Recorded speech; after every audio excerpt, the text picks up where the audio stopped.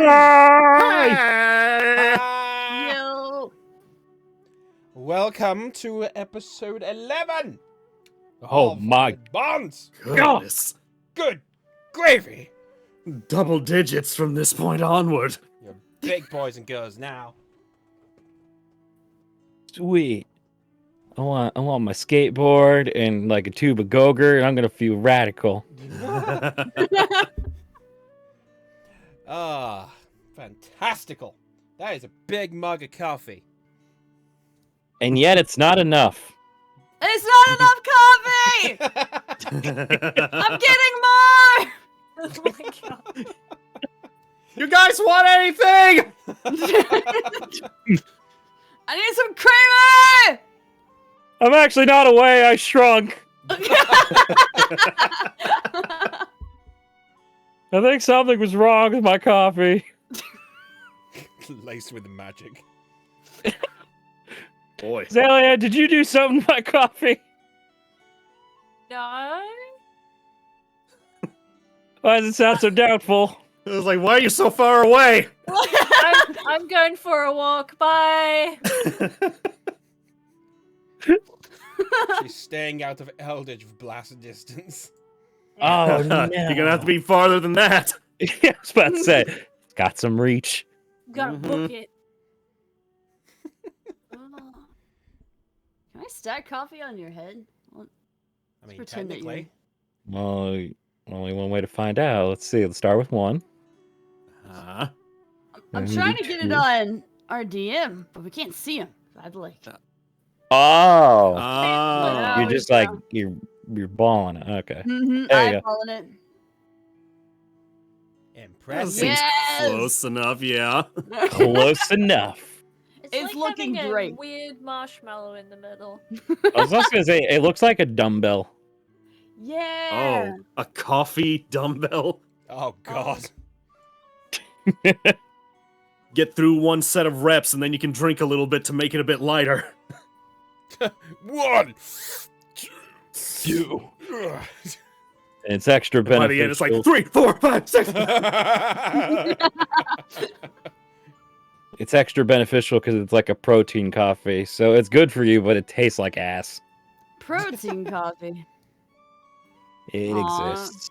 It's gonna be all Ugh. weird and chalky.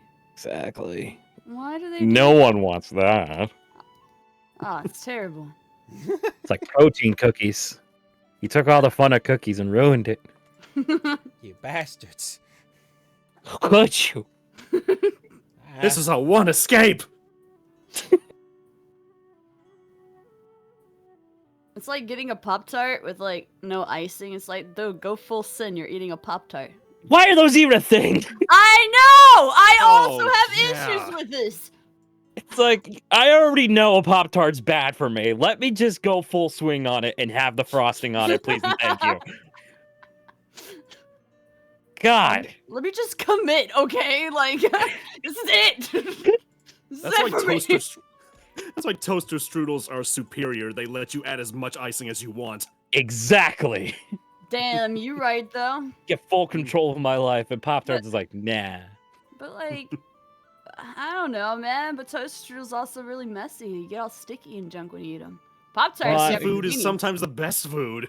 Exactly. Sticky food? I don't know, man. I feel weird when I have sticky food. You can't touch anything after a while, and everything becomes like sticky. Hey, as a I'm not really socially into it. awkward person, that sounds great. It's like, cool, don't come near me. I'm sticky.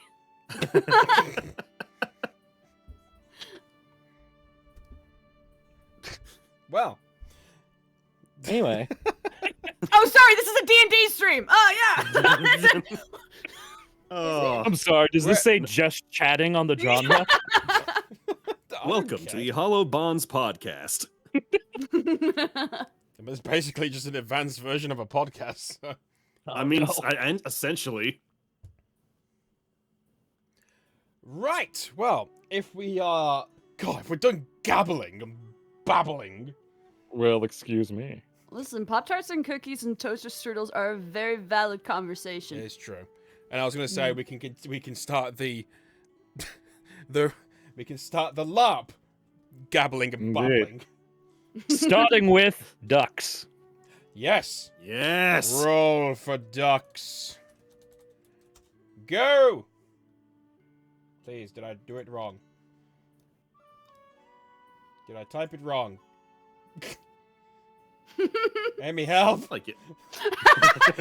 I mean, it's probably not connected, dear.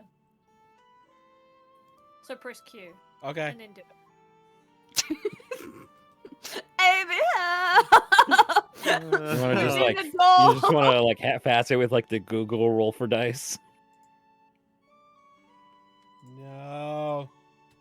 I mean, normally that's normally what fixes it. So I'm sorry to tell you, but I have no idea why. Ha ha ha ha! Yes, man, Dark. Oh, there you go. 62 goddamn ducks. Oh That- my god. That is a Wow. healthy amount of ducks. That is a Healthy crap duck. ton of ducks. Wow, that's at least 7 ducks. It is. Oh my god. What are you gonna do with all these ducks? Oh god. Okay, I think I know where I'm gonna leave. I think I know where I might have them. There's 2 places I can do them, I think. Fantastic. I look forward to that. I look forward. Look forward to the duckage. I'm waiting for 100 ducks. We all are. Let's pray for a final episode of it. Yes, please let the season finale end with 100 ducks. And that's like our boss. Oh my god. 100 ducks forming into one giant duck. It is the Mega Duck. Would you rather fight one horse-sized duck or 100 duck-sized horses? Hmm. Well, that's a Aw, good 100 question. 100 duck-sized horses sounds so cute. 100 duck-sized horses is literally just My Little Pony, so... Would there be a stampede, like, of horses or ducks? Hmm. I mean, it's 100 of them. Right. Quite the philosophical questions. I mean, it's not. I'm just saying, like, I don't know if I want to be ran over or quacked to death. So I mean, this it wouldn't is really all be- I'm thinking of with this conversation. If it was the little ducks, it wouldn't really be ran over. It'd just sound like... That's adorable. Oh my god, it'd be a drum line. I want to be flipper to death. I feel like a whole bunch of flippers would just sound like an audience clapping. Yeah. Okay. Anyway. So, previously. After the interaction with Vexis, we headed into the Hapori to gather what resources we'd need to take to the next step of the Lord's quest. Away in to the journey, a robed figure found walking alongside the road was invited in to Parahai. After making less than an appealing first impression on both ends, the elven figure named Ahai left in a huff after informing us that he was a purveyor of artifacts. We end up at our location of Scrimo, a small encampment of what turns out to be individuals who have been ostracized from their respective homes, led by a one-armed female orc named Roara, who has made it very clear that any disrespect of the people here will result in a less than peaceful end. And this is where we find our team. Ba-bum! Bah. Ding-ding-ding. Ba-ba-ba-ba! Alright, so, you guys have all been invited within Scrimo. You entered into the encampment where you see various different makeshift building, like wooden buildings, and a big campfire in this, surrounded with various logs for people to sit on. And you see the various few people around the place taking in their daily sites and doing their daily jobs. Around you, you can see a couple of humans, one a mother with a child. You can see a human, another human as well. A couple of dwarves. You see a frog folk off to the side, as well as a couple of lizard folk. And Roara began heading off to begin with her duties, but is keeping a quiet eye on you as you purvey the area. What do?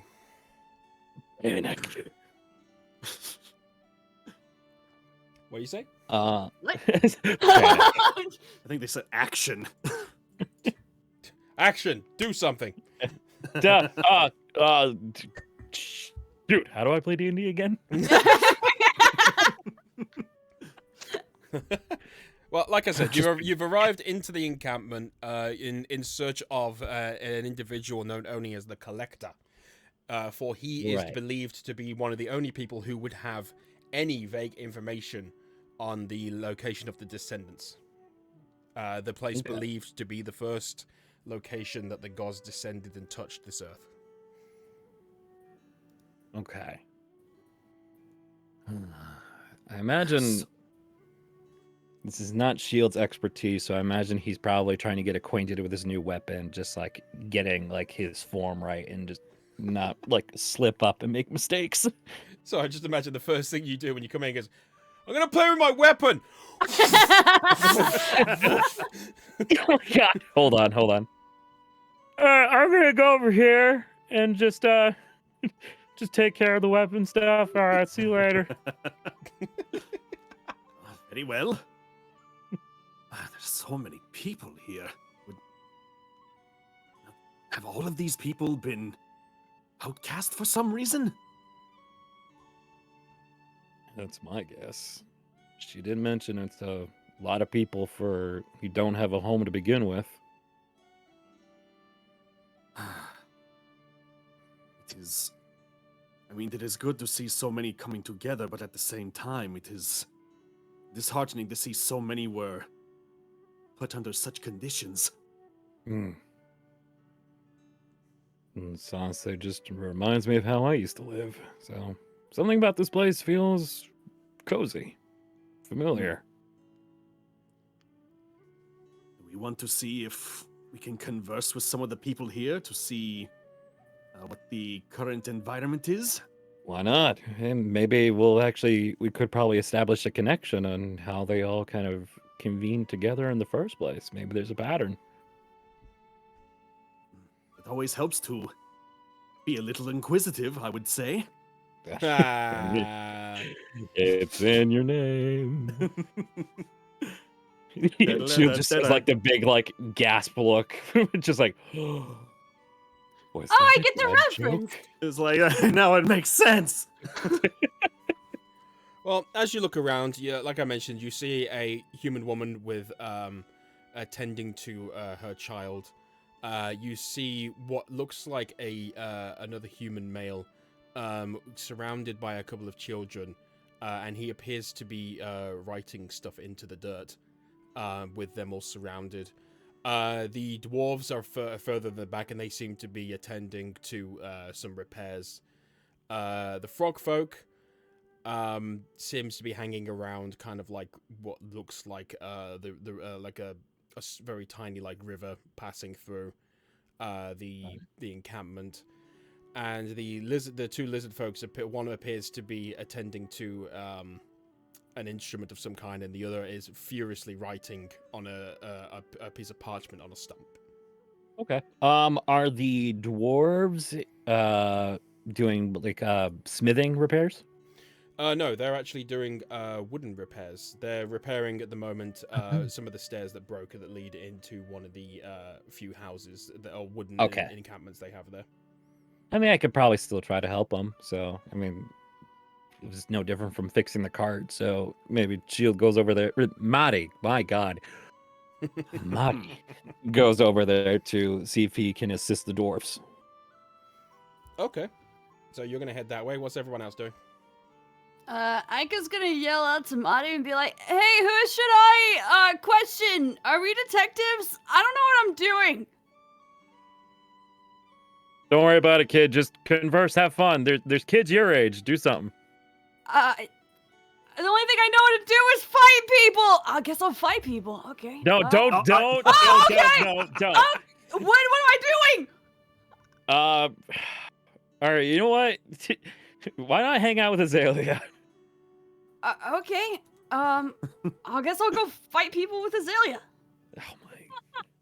No fighting. Don't always have to fight, you know. Let's see. What am I gonna do? I was going to see what the lizard folk were trying to do. Like, one of them looked extremely busy, but I hope I wouldn't be interrupting. Azalea, I might be heading this way. Were you wanting to come with me, or did you want to speak with someone else?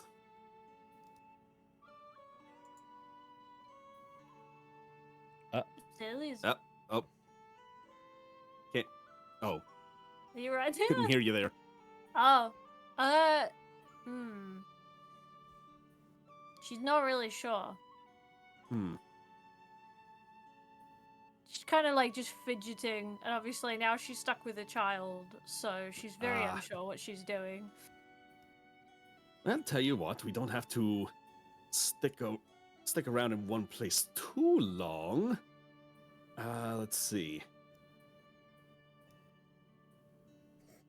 I think Thrask would really like to talk with the other lizard folk because I think he'd be curious about if they know anything. Well, if they know what's going on back in his hometown. Ooh, okay. Yeah. So I'll just say, you naughty boy, you're gonna make me look up notes. Oh, I'm sorry. Does the lore keeper have to keep track of the lore? By definition.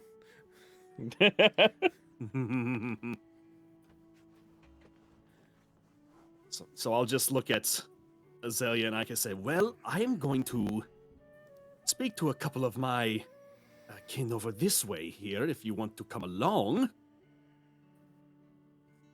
I would just ask Well, I was gonna say, Azalea's just gonna stare at Ica, just expecting them to give an answer.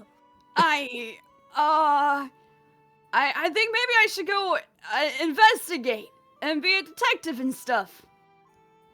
Oh, well. Are you sure you'll be respectful to everyone you talk to? Yeah. I mean, I know how to be respectful. I feel like I'm pretty respectful. You better, because even though I have one eye, I'm keeping an eye on you. I can be respectful. Yeah. I think I'm pretty good at that. Can I do an insight check? Son of a bitch! Not insensitive. Go I'm just ahead. gonna do the passive. 15. 15. Okay. Ica. I mean, I don't know. Are you telling the truth or are you lying? I could think telling the truth. You are actually genuinely telling the truth. Ica genuinely thinks he's very respectful. Okay. Does that mean he is? It seems more opinionated than it is the truth. All right. Well, Shield, as you keep your one engorged eye upon Ica, you seem to believe that he believes he's respectful. All right. That actually makes me feel a little bit better. Just try to stay out of trouble, kid. Yep. All right, well, Azalea, if you don't want to come with me, you might want to go with Ica. Just keep an eye on them, make sure they're all right. Yeah, I'll make sure that they're not normal. Okay. Wait, what? Whatever Ica Sounds does, do good. the opposite of it.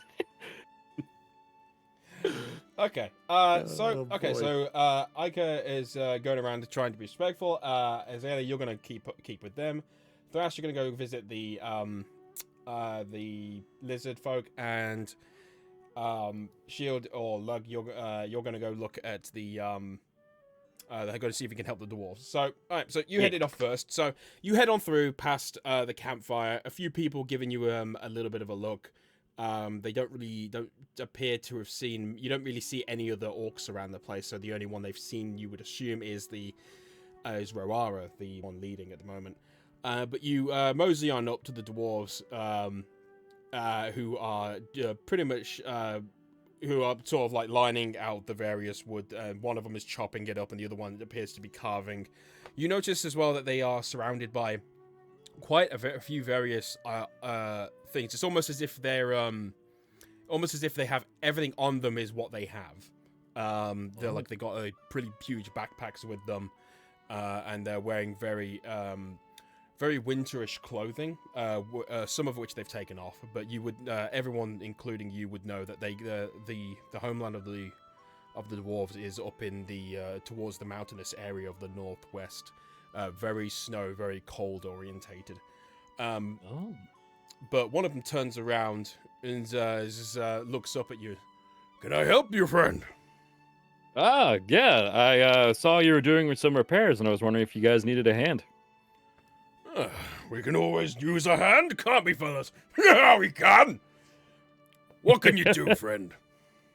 Well, I'm pretty versed in some easy repairs, but it's mostly smithing. But I figured if you guys just need someone strong and stable to hold things in place, I got you covered.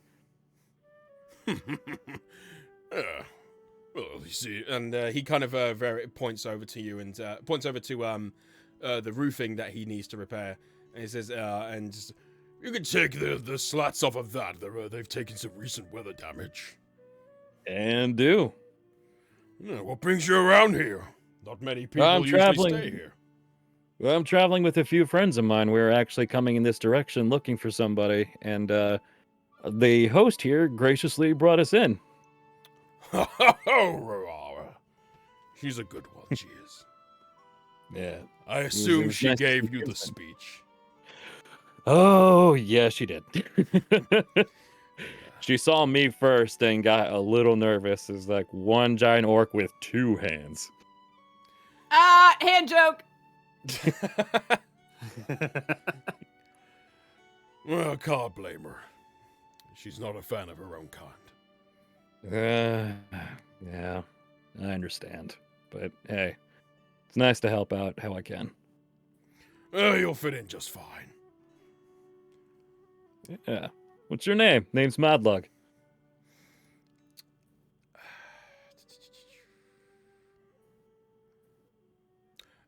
Donovan. Sorry That to took make you Deem come a up bit. with a name. Okay, shield. Damn, okay. Yeah. All right. Well, Donovan. All right. I'll see if I can get those slats down for you. And this is Ron and talking. Pleasure to meet you, boys. Hey! They kind of just like lift their hammer while they and the dagger that he's using to carve up some of the wood. As you can actually see, it's very beautifully carved. To the point. I mean, you would also something you would also know is the dwarves are known as master craftsmen of every single discipline, not just smithing and blacksmithing, but for anything from fine jewelry to huge statues to buildings. They are the masters at it. Now that is some quality dwarven craftsmanship, I say. Of course. What would you expect any less of us? Right, boys? Fire! Marty puts the ball and chain down. You can hear the loud thud. It's like, all right, 2 loud back cracks. Let's get to work. So we'll like it. We'll work it till you're our size, boy. Yeah. And we're gonna be here for a couple of days. All right. Are there anything else you want to do with them before I move on? I think we're good. Just bonding. Aw. Okay. This is adorable. It is adorable. Okay, Thrask, so you're going to head on over to... also, I love the popping in you guys are doing. That is... Immersive. Okay. Yeah. Yes. My face! Oh no! Oh, Oh god. Something about that slat's like, actually.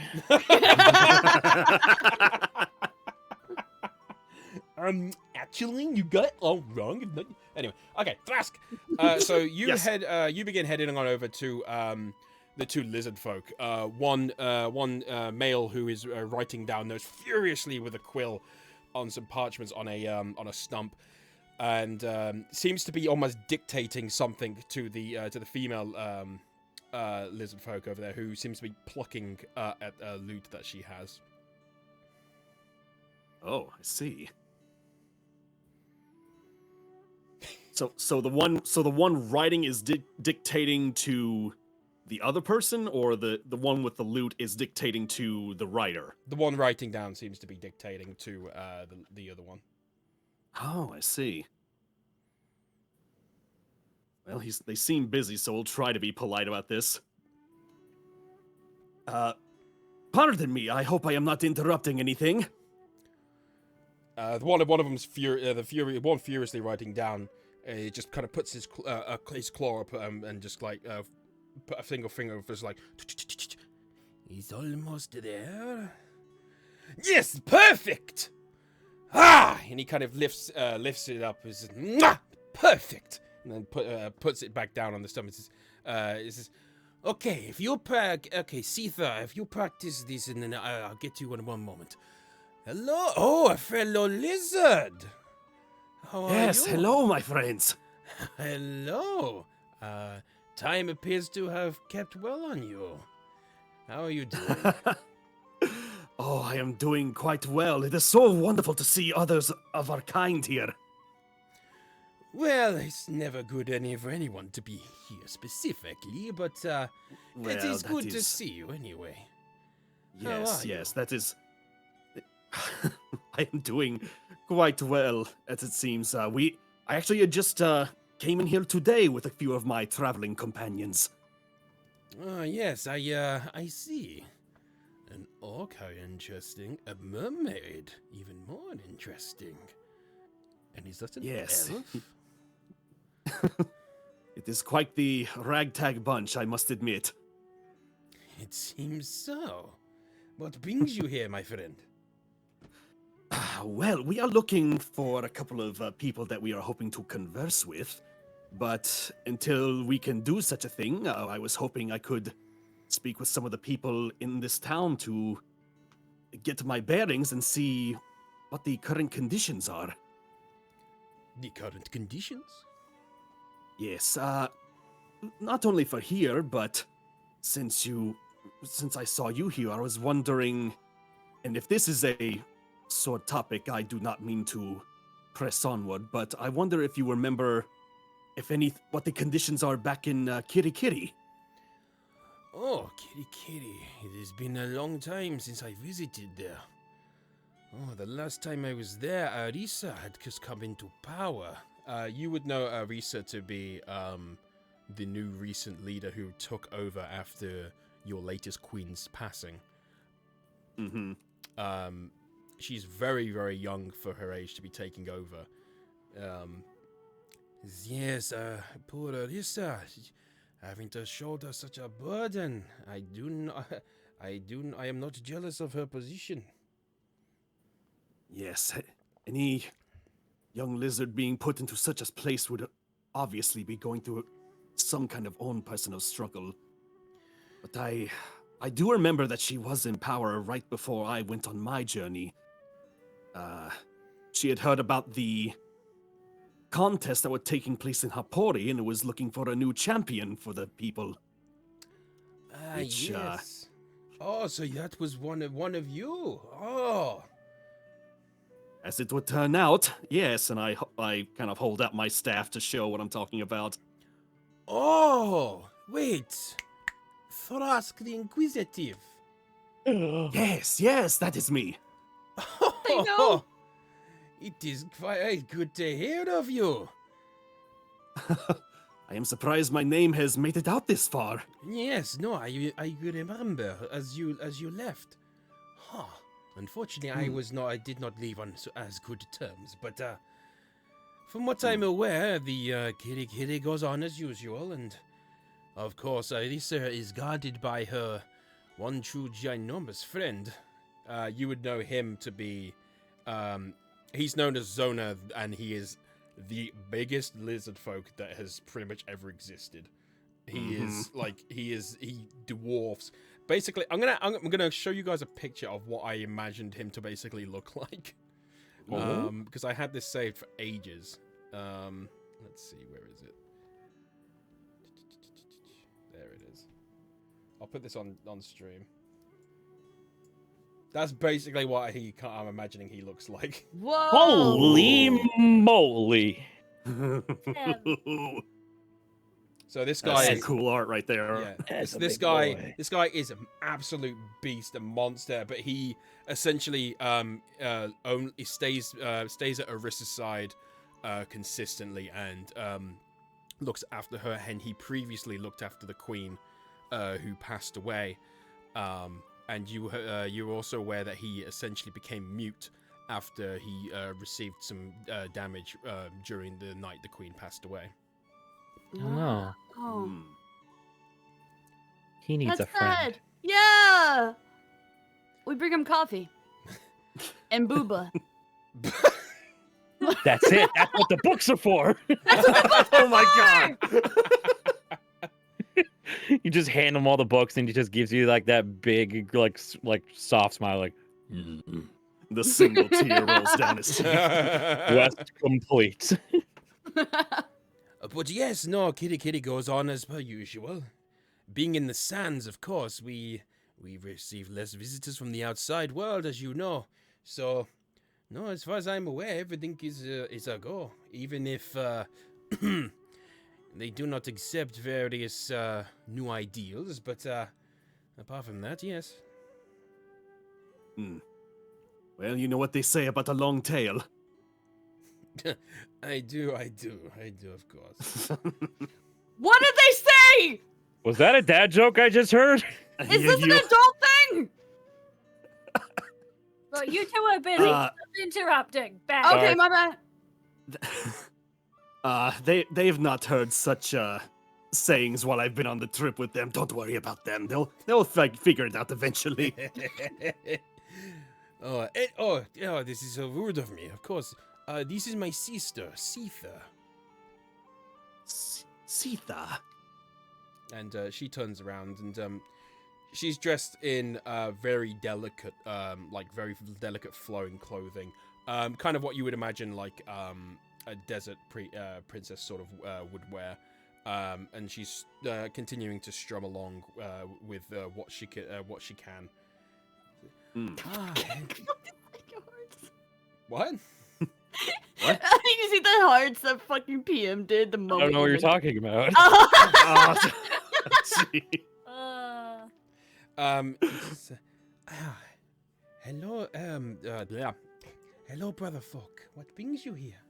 Well, actually, she never mind. She's heard all that because she's been here, and she you know what? Actually, she just kind of nods her head and waves up to you and goes back to her lute. Don't mind her. Yeah. She doesn't really speak that much. And may I have the honor of knowing your name, brother?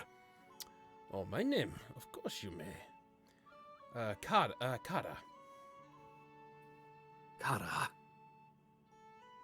And how is he dressed? Is he... Oh, he's dressed in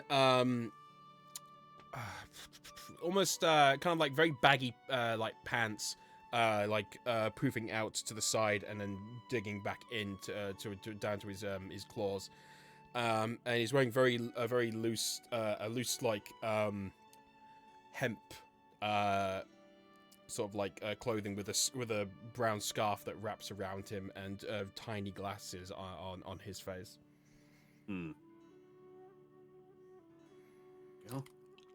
Okay, cool. Sitha and Kara. A pleasure to meet you both. May I ask what it is you were actually doing before I walked up? Oh, of course you may, brother. This is art, my friend. I have been writing I love to write various plays and tell my magnificent stories to the world. And Sitha here is my sister who plays the music. Oh. So she works to help inspire you with her music that she makes. I would like to believe we inspired each other, don't we, sister? And you look over and she just kind of like rolls her eyes and looks away. Well, maybe not, but anyway. So you are an author then? Yes, one could say so, yes. Wait a minute. Oh, Oh, how no. fascinating. I always love finding it. Don't jump to conclusions. I'm sorry. It's just like an author, you say. Well, I always love finding new books to read myself. I mean, that is how I've been getting along in this journey. What kind of things do you write? Oh, well, rather than books, I do tend to write more about more plays and for people to enjoy. And unfortunately, it's as you well know, the lizard folk back home, they're all about the past, and it is important, but I believe I believe creativity can show us the way. Anything made up can be fantastical. But unfortunately, they don't believe that, so I leave. My sister comes with me, and we go to the wide world to show everybody our stories. Originally I did write a few books, but they did okay. I believe they're around somewhere, but it gave me enough money to be able to live and be able to explore the world. I see. So, you said you create plays like entertainment of some kind? Yes, exactly. I like Oh, to how tell stories, but I also I weave the narrative to some things that, aren't real, but I prefer it that way. Why ground oneself in the now and when we can explore the fantastical in the future? Well, I think that is an honorable way to consider it. Always to better yourself in the exploits of the world. Oh, I was not expecting that from you. Thank you, I appreciate it. What do you expect from one named Thras the Inquisitive? True, my friend. Yeah, you would know. Oh. You would know that. Obviously, the lizard folk believe very heavily in learning from their mistakes from the past, and to the point where they shed their skin once a year, and the most esteemed members of the culture, their skins will even be held, you believe that it weaves the past. So creating something that is either telling stuff from the past that isn't factual or playing around with it is definitely a taboo. So you creating these pieces, like, I know it is not really what the standard culture believes back with our people. How is it that you found your way to a place like this? Well, brother, as I mentioned, I was not willing to give up my creative craft, and I began telling various stories of Zashisk, and obviously I wanted to discover and try new things and explore it in a different way, and unfortunately they did not like it. The elders I was essentially ostracized out, and I ended up here. Oh, I see. It is a difficult way to go. I am sorry that you had to deal with that. I appreciate it, and while I may not be in the stars yet, one day I will be there. The Shisk herself will be watching. I'm sure she would be delighted to see that. Well, if you've been here, how long have you actually been here for then? Oh my goodness, only a couple of months really. I haven't been here very long. I plan to move on, but the gracious nature of Verara is hard to give up, and the people here are good. Yes, I do get the sense of a good camaraderie here. Like, despite the circumstances, they seem to have come together in a basic understanding of things. Yes, truly, it is inspirational. And I at least wanted to give something back before I leave. Well, I think that is quite honorable of you, Kara. And maybe someday I can, when I go back out into the world, I'll maybe find one of your books floating out there.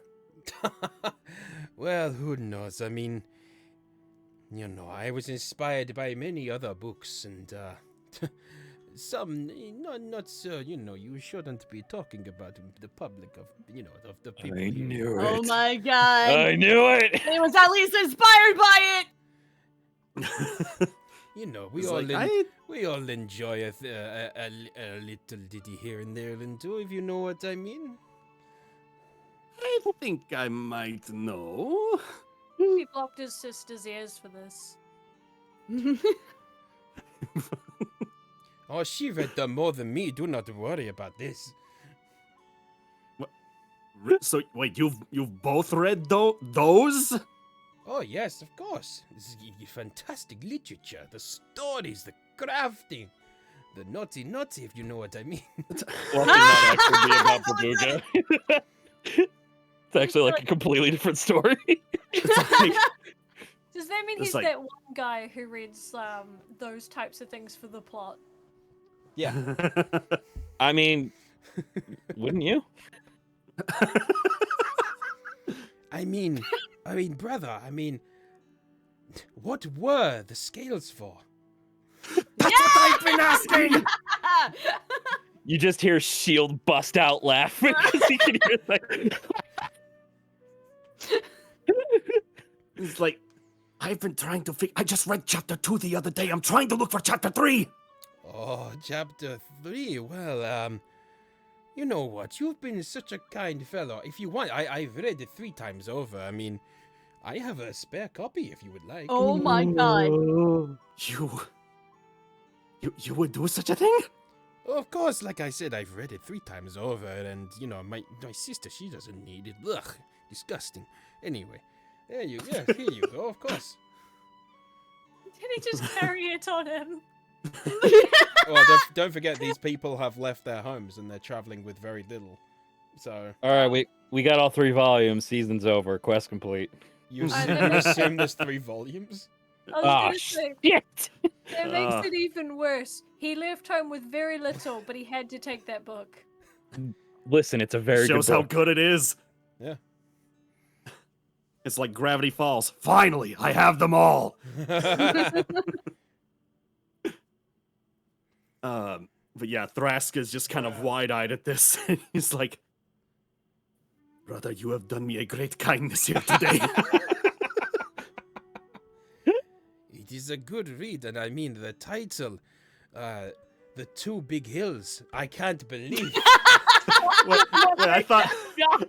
Wait a minute. I thought the third one was Tip the Scales. Is Oh, that was what it? we decided on? I thought that was the second one. What? Or maybe I think maybe it's just how the second one ended. Yeah, I think Or the second yeah, one. maybe it's was it either Tip the Scales or the scales come off? or Is something there like that. anyone in the chat keeping track of the Babuga Yes. lore? This is very important. Ay. I can't remember. But okay, we'll figure this out later. But yeah, Thrask is just very touched by this. Is like, you have done me a great kindness here today. I will be sure to remember this on my journeys. Oh, thank you. There you go. Second one is the scales come off. All right. Okay, second one, scales come off. Third one is 2 big hills, I guess. 2 big hills. Why are the hills big though? How long have they been there sitting with time? That's all you hear Maddie say. Why are the hills big? Why That's can't for me I to ever know. read these? How come no one lets me read these books? You'll find out when you're older. But yeah, I don't know if there's much else I could ask about that. Said, well, I'm going to check in on some of my other friends here and see how they are doing. Please, both of you. Oh, sorry, I was just looking something up here real quick. Say, please, both of you be well, and I want to get the saying just right. Yes. And may your past be forever remembered. And you too, brother. Also, Andy's the deputy chief of the law. I have 45 pages of law. I am keeping track. There is a lot of it. Wow. Only 45. Do you want a 46 one about how you die? Holy shit, Brad, you said that. Just in graphic detail. She like, try me. I mean, I already got the art for it. We'll just keep the away pose because it looks like his spirits.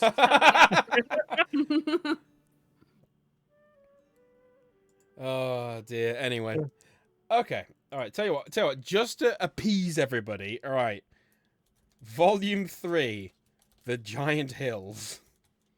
The 2 giant hills. 2 giant hills. Yeah. Volume 2. The scales come off. The scales come off. Volume 1. This is very important. We all need to know this. I will be self-publishing this afterwards. Yes. Volume 1. Well, I've forgotten what it was. I've got it written down somewhere.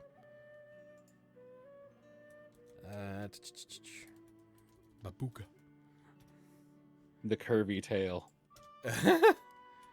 Yeah, I'll put it in my notes so we never forget it.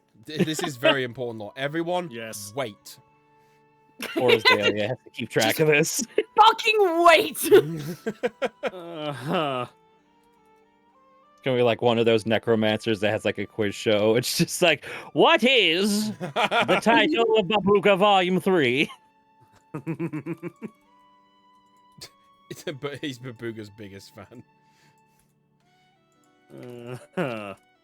And then somehow we still get it wrong because he's like, well, actually. That was a translation error. It actually was written in Lizard first. It's actually called the 2 Gracious Hills. Like, you know what? Shut up. So And gracious. who knew it would come to this? I mean, deep down, I think we all knew it was going to come to this. Yes, you're right. I just feel bad for our lore keeper here. 45 pages, and everyone's like, what's the Babuga lore? If Stream ever takes off, just watch me. I'll draw a poster for the Babuga books. Oh god. Hell yeah. Oh, there's your Alright. new sub goal, folks. Okay, hold on. I'm going through the one for what was it?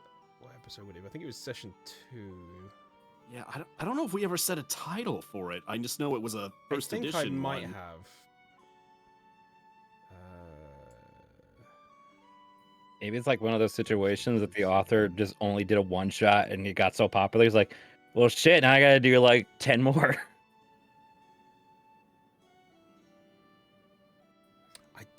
I don't know if I did actually. I think I might have. Did I come up with it on the day? I think you did. I'm sure I wrote it down. It was a parody on something you'd already had. Yeah, the so Lust maybe that's why- Yargonian made as a parody on. Right. I was trying to figure out if you had named it on the same kind of thing, actually. I've got the wizard my God. salesman that you bought all that random crap from. Uh-huh.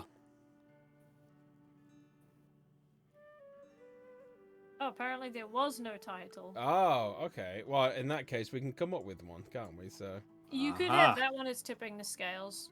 No. We've already got that one, so it's fine. Okay. Volume 1.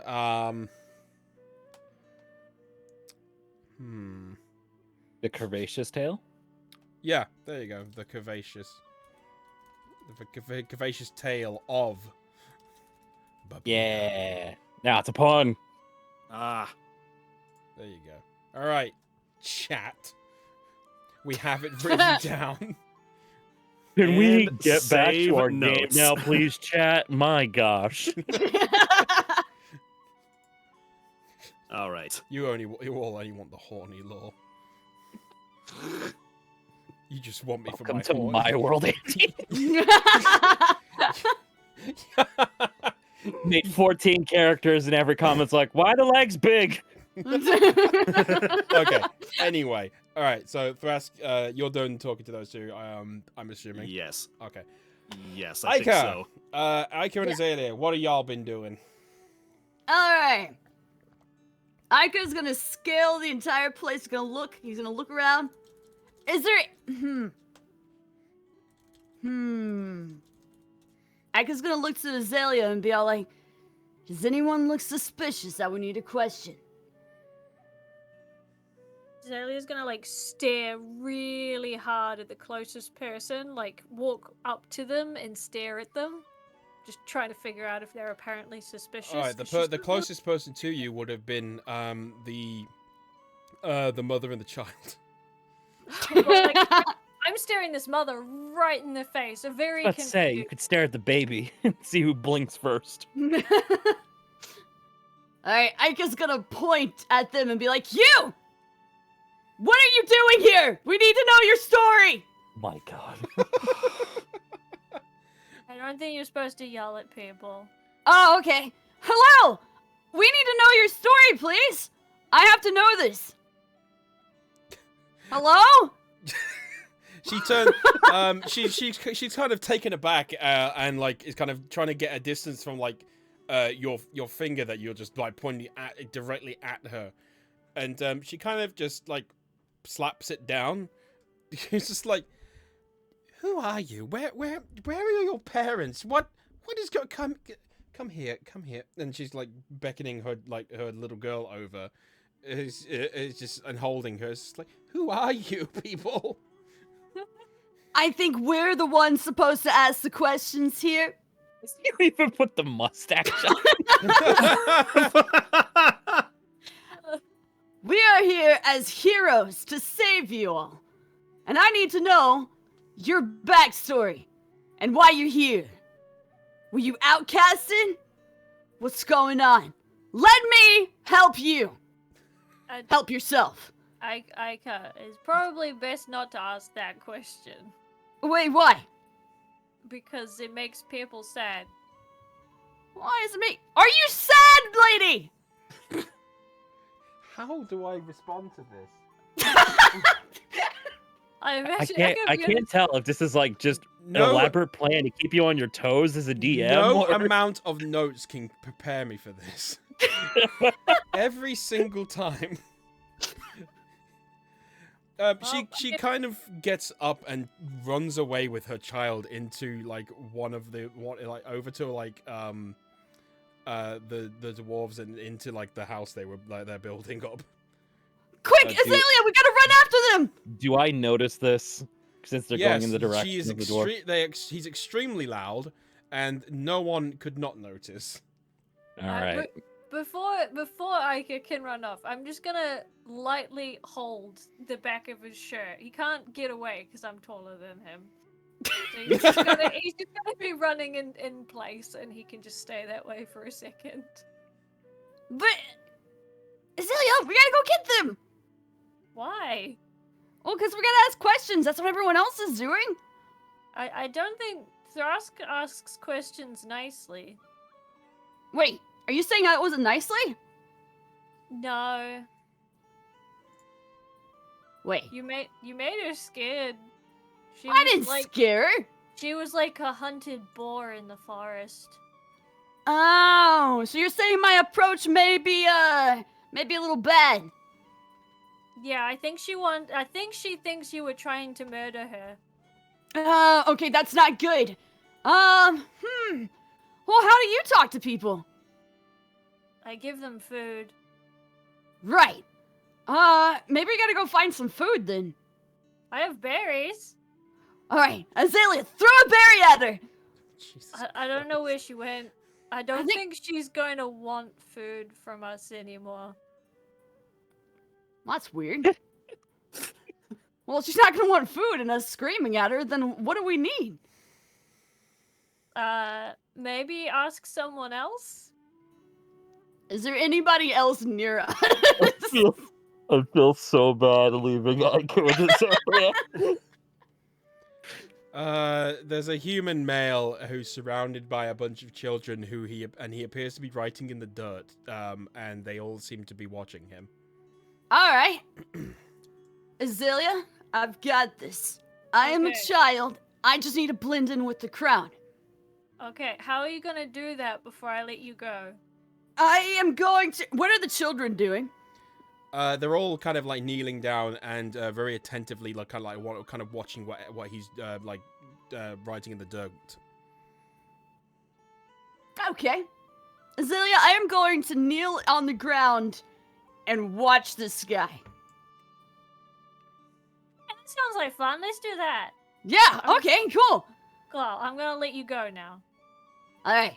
Ike's gonna go run up to the circle of children and try to squeeze his way through them so he can sit down like they are.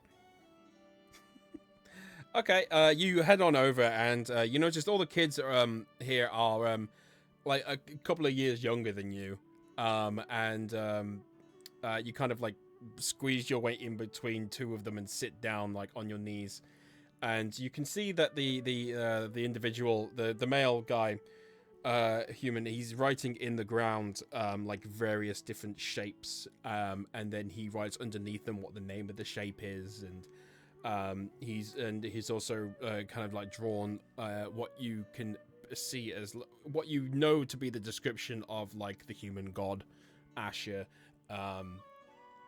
and as you look up to his eyes, you notice that he has his eyes completely closed while he's doing this. And Okay. he hasn't really noticed that you've kind of interrupted. Alright. Ike's gonna look over at the kid to his left and just kind of be like, Hey, why are we looking at this? She kind of looks up at you and goes, "Yeah, Mr. Lunther is teaching us. He's a teacher." Oh, Oh. Is he teaching you to be in a circle? No, that's a circle. That's a square. That's a rectangle. Oh. this is so precious. I can't take it. Okay. All right. So, are these like battle strategies?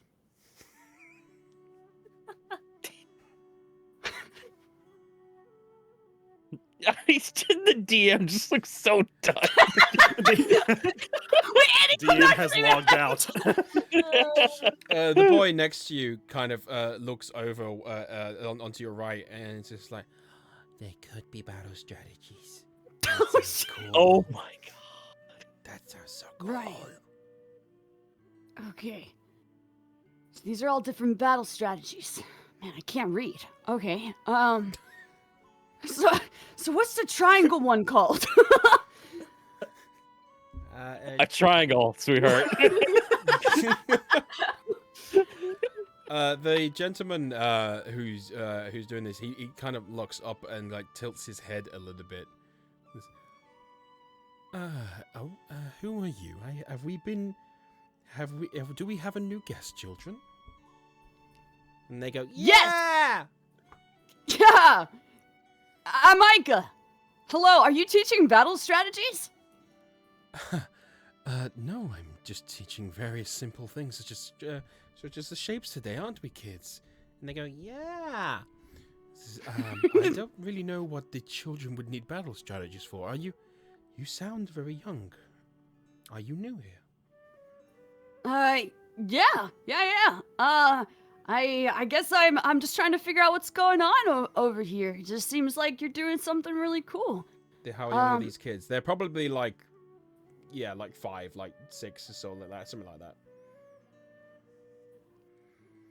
We're trying to figure out what. Well, I've come here and I'm trying to help teach the children that have found their way here. Oh, well, that's nice. Do you know how to teach like different languages or like how to read? He kind of puts his head down a little bit and is, I can I used to. And he kind of makes kind of like a very sorrowful face. I can teach you how to speak various ones, but unfortunately writing them is a little out of my ability these days. Oh. Well, why is that? He kind of like holds his eye a little bit. Never mind. It doesn't matter. What are you doing here, child? Well, I saw all of these kids sitting around you, so I assume something cool is happening. And it looks like you're doing really good. You're drawing things. I wish I could draw. My friend Azalea can draw really well, but like I've never been able to draw really well. I also can't like write or anything, so this is cool. Well, you're free to join. Are you here alone? Are your parents here? Oh no, I've got a whole like group of friends. We fight people like a lot. Like we're fighters, we're heroes, we're traveling. Yeah, we go on great adventures. I got stepped on. In the distance, you can hear Maddie just like clenching his chest, like, "You can call me his dad." As you say Do you hear heroes, sobbing? the kids around you whisper, it's like, the heroes, they were doing. Yeah, we're awesome. See, check out my sword. It's awesome. It's amazing. It's even kind of blue. You bring it and they're like, whoa!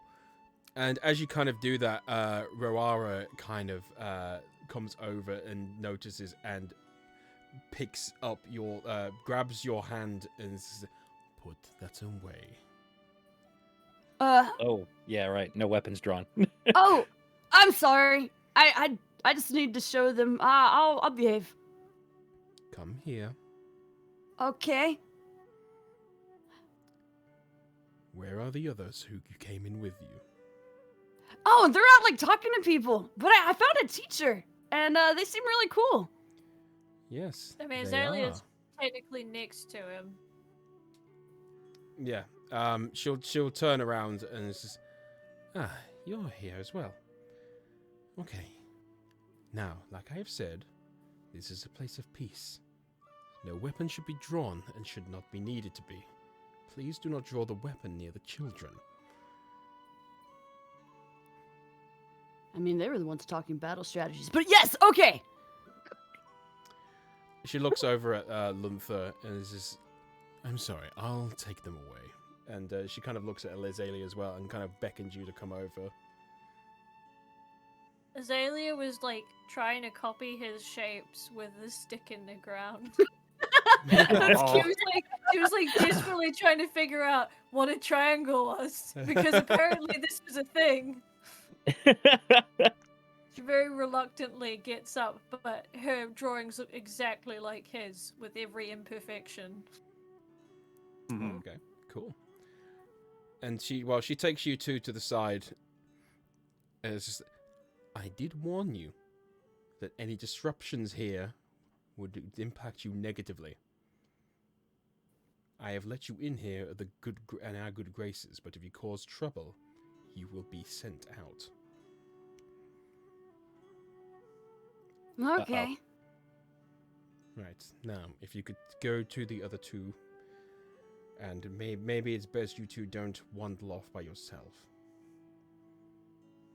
To be fair, you came in here and drew a sword to children and a blind man. Yeah, that's This is Not a how good look. I get Not- bonds, you know? I guess gonna step away, like, somewhere kind of like by himself in thought, but still in view of like Azalea. Alright, Roara grabs like Azalea like on the shoulder and kind of kneels down to her a little bit because she's quite tall. And says, "Is the child always like this?" Yeah. No, go on. He's harder than my last one. Oh, you're a mother. Okay, fantastic. Well, burn. I understand that times are trying, but I'm gonna have to ask you to take a little bit more control over him, or else I do not want it to have to get rid of a child out of here, but I will if I have to. Azalea will just nod. Good. Thank you for understanding. Now, I must get on with business. Don't forget, in the morning, I will take you to the location of the entrance of the forest for where you need to meet this collector man. Ah, she'll just nod again. Cool. And she stands up and walks off. Well, I guess Azalea will go off to make sure that Micah hasn't gotten into. I know she can still see him, but like, That doesn't mean anything. there's a vague chance that he's gotten into more trouble already. Are you okay, kid? Honestly, not really. Talking to people is hard. Well, I don't know. I just kind of thought I was gonna be able to actually talk to people this time. Honestly. You started really well. Yeah, but I thought all these people were outcasts. And when I heard that the first time, I thought maybe they were like me. And I thought maybe I could just be myself and I could talk to them for once. But no. This place is just like my hometown. I can't get along with anybody. Not the teachers, not the people. I don't think I'm really good anywhere. Even in a place of outcast. I'm just gonna sink and die. I am on the verge of tears. Ooh, please stop. I know how you feel. No, continue. It's not the best, and outcast doesn't mean that we're all gonna fit. It just means that these people fit. I guess they didn't fit where they were. But you fit with us. But do I? Yeah, I'm weird. I like you're weird. It's funny. I just kind of feel like I don't know, maybe I'm holding you guys back. I can't even get information. I can't even talk to people. I'm about to get us kicked out. Zalia's just gonna look at her arms confused. She's like, I'm not being held back. What are you talking about? Your move, atheists. We're all strange. It's fine. People don't like me. I'm a very weird lady. But that's okay. I don't always help either. That's why Thrask is here. Thrask does the smart things, so I can do the forest things. Marty can get angry. And then you're exciting. But is that even good? Does that make me a bad person? No. I don't think it makes you a bad person. Like, we smile around you, don't we? A lot of people smiled around me, but they weren't being very nice. Yeah, those people suck. They don't deserve berries. I don't know. I just kind of wish that, like, I could talk like you guys do, and maybe people will like me for who I am. Yeah, we can always teach you. I guess. I just would rather, be able to fit in without having to change who I am. But maybe I don't fit in anywhere. I know you don't feel it, but you'll always be fitting in with me. I'm a weirdo. I think that's what they called me when I was at home. It's fine. But, being weird is cool. My son likes me being weird. And sometimes you find people who love that part about you. Do you like that part about me? Yeah. Okay.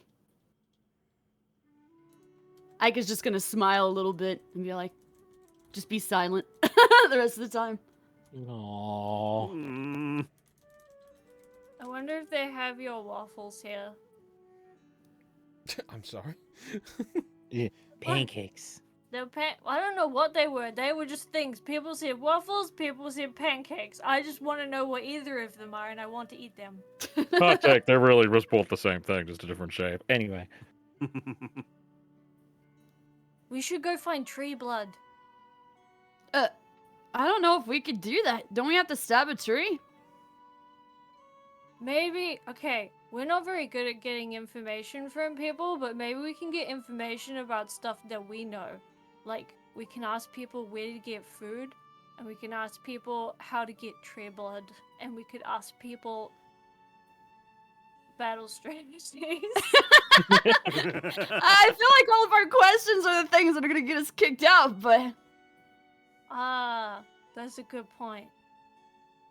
Well, you can talk to me about battle strategies. I don't know any of them. okay, yeah. Let us draw some strategies. I'll show you how to draw. You don't know how to draw, and I don't know how to do battle strategies. We're perfect. Yeah, okay. I can do that, I think. This is so wholesome, I can't stand it. I could just gonna pick up a stick if you could find one and try to like draw exactly like Azalea does, but really poorly. We're like just writing battle plans on how to talk to normal people. Yeah. I call this Project Triangle Strategy. Oh.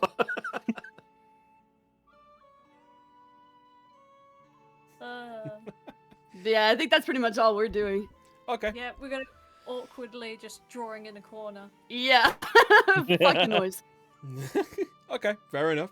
Cool. All right. Well, as you do that, Maddie, you finish up the work with the dwarves, and they take out one from their packs, like a special kind of brew that they've made back home, and they hand it off to you. Is this this'll turn your skin blue, friend. That's already saying something because I'm green, so let's see how this goes. You take a swig of it, and it it tastes like petrol. Like it is like insanely strong. Oh, sweet chest hair of Kurtz, that's strong. Chest hair. The boys, you can handle it. Oh wait, that was actually petrol. No.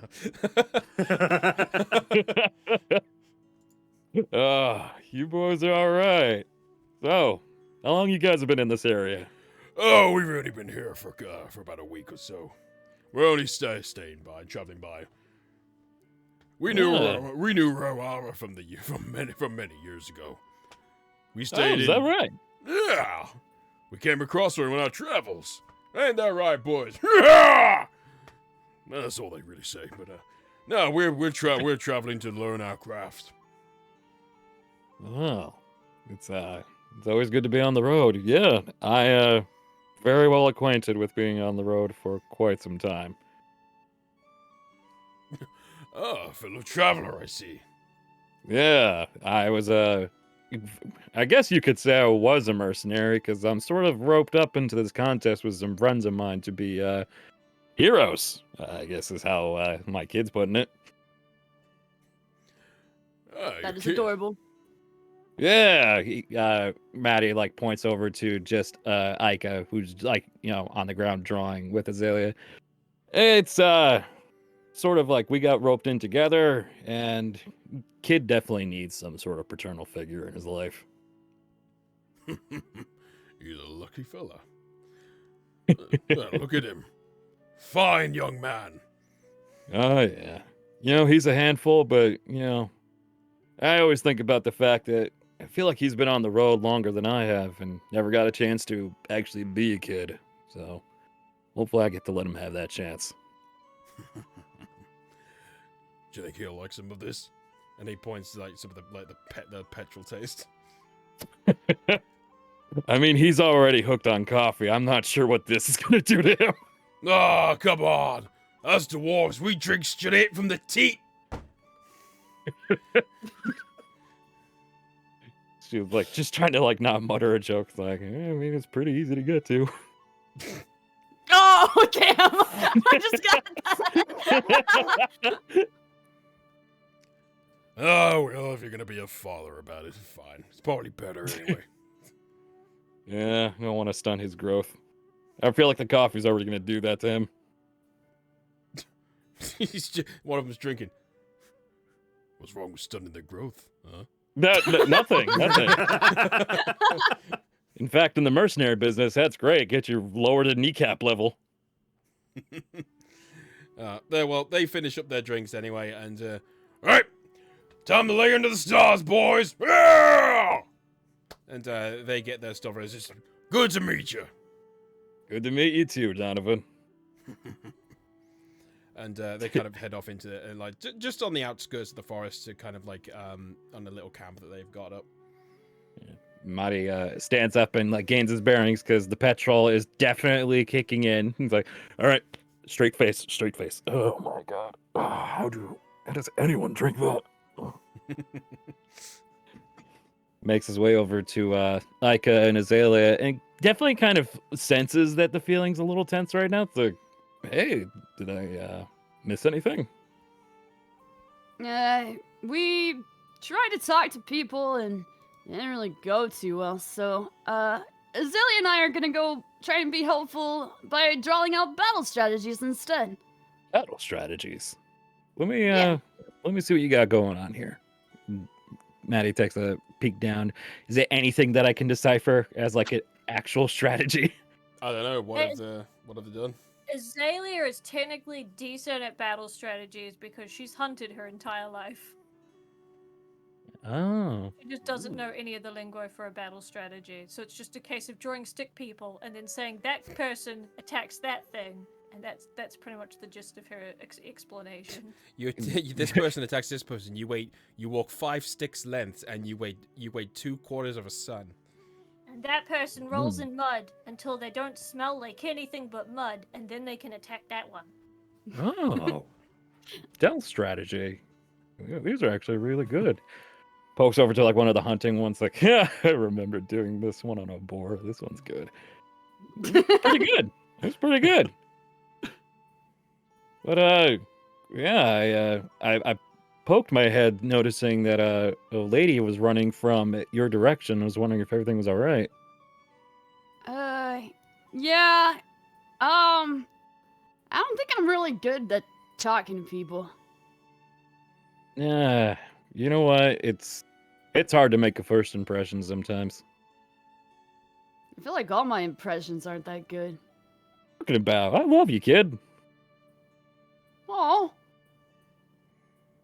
I mean, I've seen the way you fought, and that was definitely a really solid first impression on me. Yep, Ike is crying. Oh. I assume Thrask would probably see the group together at this point and probably come back and see what's going on. Look, guys, guess what I got? Meanwhile, That Ike talk is just went like, so oh! well. So I got to know them so well. It was just so that what's going on over here? Kid's having a moment.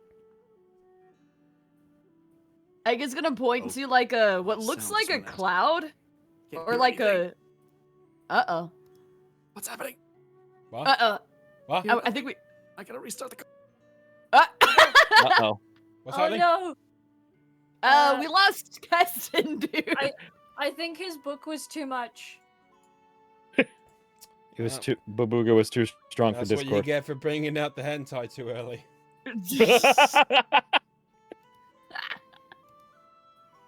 He's just. I think he's restarting it. He's just sitting there menacingly. Get out of there, SpongeBob! Wee woo, wee woo. I don't know what happened. My sound just died on me in the It was middle the of book, all of man. that. It was too strong. Yeah. Oh, sorry about that. That's alright. It's all good. So yeah, I didn't hear anything past when I came back into the group there. Oh no, what happened between that? You tell me. Ah! Let's just say, kid was looking a little emotional. I mean, I finished up my stuff and just came over here a while ago. Oh yes, I could hear a bit of commotion going on over here. Oh, Yeah. that face. Another one. Mm. Mm. That's the impression I got off of that one. Are you talking about Waruka Volume 3? Mm. Let me delve into my lore. Oh, God.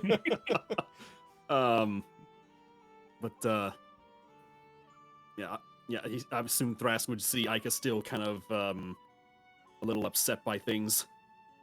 He's like, so that did not go as you expected, huh? No, it didn't. Hmm. But we're drawing now, so we got some battle strategies. But Yeah. Ika's gonna point to like what looks like a cloud or a stepped on potato and be like, "That's a bear. I drew Azalea's bear." Oh, That's pretty good. Yeah. yes, I can see it. Okay. So you see, Ica, just because things didn't go out the way you expected, you still gained something in the end. You started learning how to be creative and draw something. Yeah. Who knows when that could be used in the future? Yeah, that's true. I mean, I don't know. Azalea seems to make really good use of it. Oh yes, Like Azalea's. drawing. Yes, she definitely knows what she's doing, but it's because she's been doing it for a long time. I assume you've not. This is probably the first time you've tried to draw, isn't it?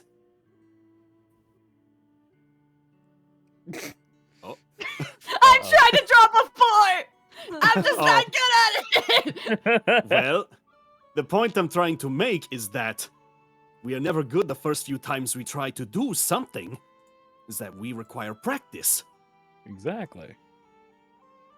When we practice, we are never bound to get it right the first time.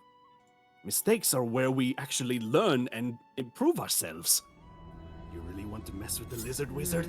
But what is about if you that? make a whole bunch of mistakes and you're just not good at it? What about if you just never can be good at it, no matter Yeah. how many times you talk? I mean, Kid, draw. everyone has a weakness, and it's up to us. Just, strengthen our weaknesses so they're no longer a weakness. But what about if I don't see it as a weakness? What do you mean? I guess gonna like just. Is there anywhere he can like walk off to? Like yeah, I wood? mean, you're there's a few huts and a few like there's like one bigger wooden building which kind of has like 2 stories, and there's obviously there's just the forest you're surrounded by. There's the campfire that's next to you as well. Nah. No, that looks like too much effort. He's just gonna sit back down.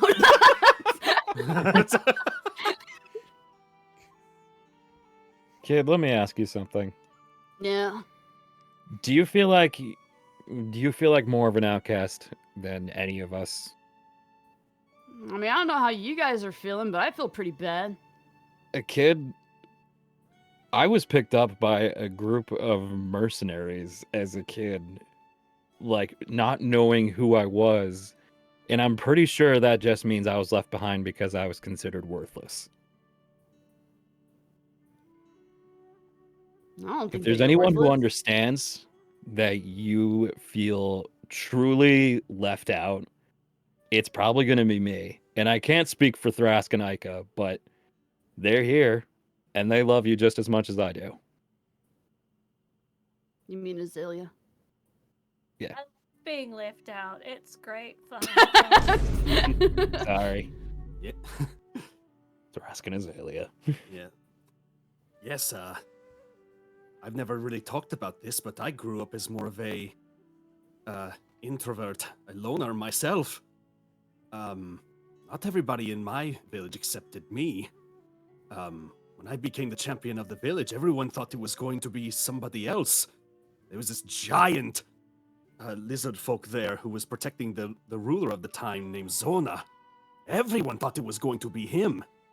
But then this small, frail lizard like me comes up and gets selected by Sir Shisk. Not everybody was happy about that. So I had to learn to fend for myself as well. So though I may represent my village, not everyone accepts me either. But I Well- learned to keep going despite that. Hmm.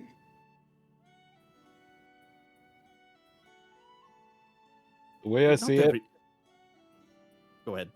the way I see it, we are the outcasts of the outcast, and we got each other, and we understand each other. That counts for something, right? I guess so. I wish that I could learn to be, at least feel okay with being myself, like you do. It comes with age, kid. I think I'm the oldest one here, and I still don't like myself. So I mean, good luck with that. Oh, emotions! Oh no! No, I can't. Oh, Also, no Hmm. joke. I think actually Azalea is the oldest one here. Yeah, because I think Yeah. I think Marty's like 33, so yeah. Yeah, I'm well and truly older than all of you, because I think my son is basically like your age. That and also elves Mhm. just live longer in general. Yeah. I think lizard folk are close to like humans in like age length, maybe just a little bit longer. I think a little bit longer than humans, yeah. Yeah. Well, I think I'm gonna go to bed. Yeah, you had a long day. Go get some rest. Alright, I'm just gonna leave and go to lie down in the closest looking soft spot.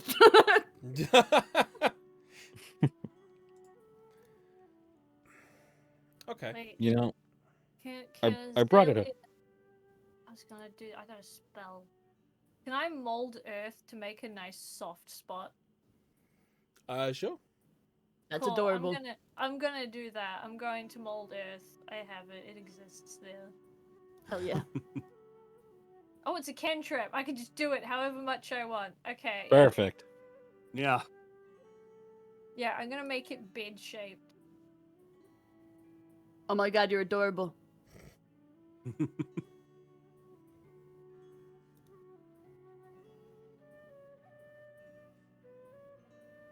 Maddie takes a Ah. deep breath and just like, I'm worried about him. I think that is only natural. I Seems brought like it he's up with been the through- with the boys over there, but you know, I met the kid. He was by himself, and I don't know how long he's been on the road. It might even be longer than me. I don't think he's ever hung out with a single kid his age in his life. Yes, that group he was with may have been one of the first real experiences he's had. Yeah, it sounds like he got punished for it because I saw our gracious host pass by, and she didn't look too happy. Oh, she told us off. She did. Why? He pulled out his sword next to a person I don't think he could see, and children. Yeah, that sounds That on like it brand for the would fit. kid. Yeah. And out of context, yeah, if you don't understand it, okay, that could be a bit of a shocker. He was trying to make friends. Yeah, that explains it. Making friends is hard. It is. Yes, it is. I have 3 friends. Oh, Yeah. Hopefully he thinks that. He's always got us in the end. Yeah, I was teaching him how to draw, and he was teaching me battle things. One. We'll have another chance at some point to interact with others. Yeah. And plus, Just it's this- they're young. They might they might forget. So maybe they'll get a second chance tomorrow. I might forget. damn, bro. What? Andy said there were 5. I didn't remember anything the next day when I was 5 years old. I mean, traumatic experience. To be fair, if it makes you feel better, the kids thought it was awesome. That's Yeah. So maybe next time Aika should go in with an alternative, like show that he can make water out of nothing. Dude, Aika would totally like drown them on accident. Yeah, I made some water. Drink that Oh, through your nose. we should make You guys a want to battle- try coffee? We should come up with a battle plan to make it easier for him to talk to people. You know what? That's not a bad idea. I suppose that could be done, yes. I wonder if It's stuff he likes to do. yeah, we definitely got to pick out some kids that like share an interest like him. Maybe any kids of soldiers around here will probably be a good start. Or Hmm. soldiers in general. That is also true. Mhm. Doesn't have to be children. You can make friends with older people sometimes. Yeah. Stranger danger. Well, not when the kid's got the knife. Who's Just really like in another danger here? orc soldier just looks at the kid with a knife like, please spare me. They like to learn. So, oh, you could teach them to write Thrusk. The Yes, squiggly yes, I mean, lines. yeah, I was going to teach you that as well. I mean, if Aika was interested, I suppose I could do the same thing. I always teach the kid how to fix things. Yes, I suppose. I think it would be good to have a little structure for him in his life. Yeah. And when this is all over, it can actually give the kid a good life and hopefully grow up into a pretty cool adult. As long as he can keep drinking water, I think we'll have a good start. Yes, and probably reduce his coffee intake. Although, Maddie's thinking about like the drink the dwarves handed him. It's like, and probably have him steer clear of the dwarf guys for a while because they're drinking some stuff I would never want to drink twice. Oh, you of all people couldn't handle that drink? I know. It's Oh. like it is like getting kicked in the chest and then also lit on fire. Cool. Although, if I describe it to the kid, he would probably want to drink it. Yes. That sounds awesome. Go back to sleep. I think the kid will be fine. He just needs someone to sit with him when he's trying to learn something new. Yeah. So when he's talking, you're good at talking to people. So when he wants to talk to people, if you take him with you, then you can show him how to talk to people. Yeah, you want? Thras can show him how to do books and read. And not eat books, because apparently people like those. Only if the books eat you back. Oh, okay. So I can eat books. Okay. Oh, And yeah, then- only in that circumstance, really. Very important. I mean, they all have teeth, right? So it's kind of just terrible. That's I mean, not very all books have teeth. And then I can teach Aika how to draw and do forest stuff. Yeah. Speaking of books, Two Big Hills, huh, Thrask? Yeah. Well, I think it's about time to hit the hay for the night.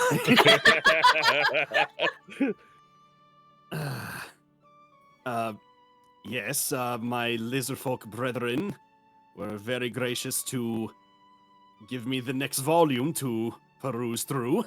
All right, okay. So do you want to find a little shack for yourself to just sleep and enjoy that book? I have mean, I no wouldn't be idea what against you- it. What are you implying here? I have no idea what you're talking about. Don't worry about it, Just- Azalea. Just reading books. Just reading Yeah. books. Can you teach me how to read that book? Not this book, but I'll teach you to read a book. Maddie just like is busts out laughing on the floor. Why can't you teach me that book? Yeah, Thrask. That- Why it can't ma- you read the book? I think we need to start with an easier selection before you get into the more advanced stuff. You know what? And you're right. And she's got to start from volume 1. She'll be totally lost. I mean, she's gonna be totally lost anyway because elves don't reproduce that way. Oh, that's true. I Just a shocked look on Andy's face, like, Oh, I was yawning. Sorry. oh. It's like, why would you say that? He tires of our roleplay. No. I'm just tired in general. Mm-hmm. Right there with ya. Okay, so you all, I assume now are going to kind of like settle down for the night. Yeah. Mm-hmm. Okay, well, you all, Ica goes to the pre-made bed for themselves. You guys, are you gonna head kind of like towards the fire, or are you gonna head like into the shacks or into the forest sort of area? I'm gonna just, stick by Ica and then just probably just sleep cross-legged next to him. Okay. Dusk and Azalea? Sleep in a tree. I assume Thrask would want to try and keep warm a bit, so he'll probably stick close to the fire. Does a dog think of like going around in a circle? Oh, yeah, I was thinking that. Seriously. So, 3 rotations. 1, 2, 3. Awesome. Okay, well, the night sort of slowly descends upon you, and it's a brisk night, but with the roaring campfire, everyone kind of heads to their more designated areas. As you find yourselves whispering yourselves off to sleep. Give me 1 second.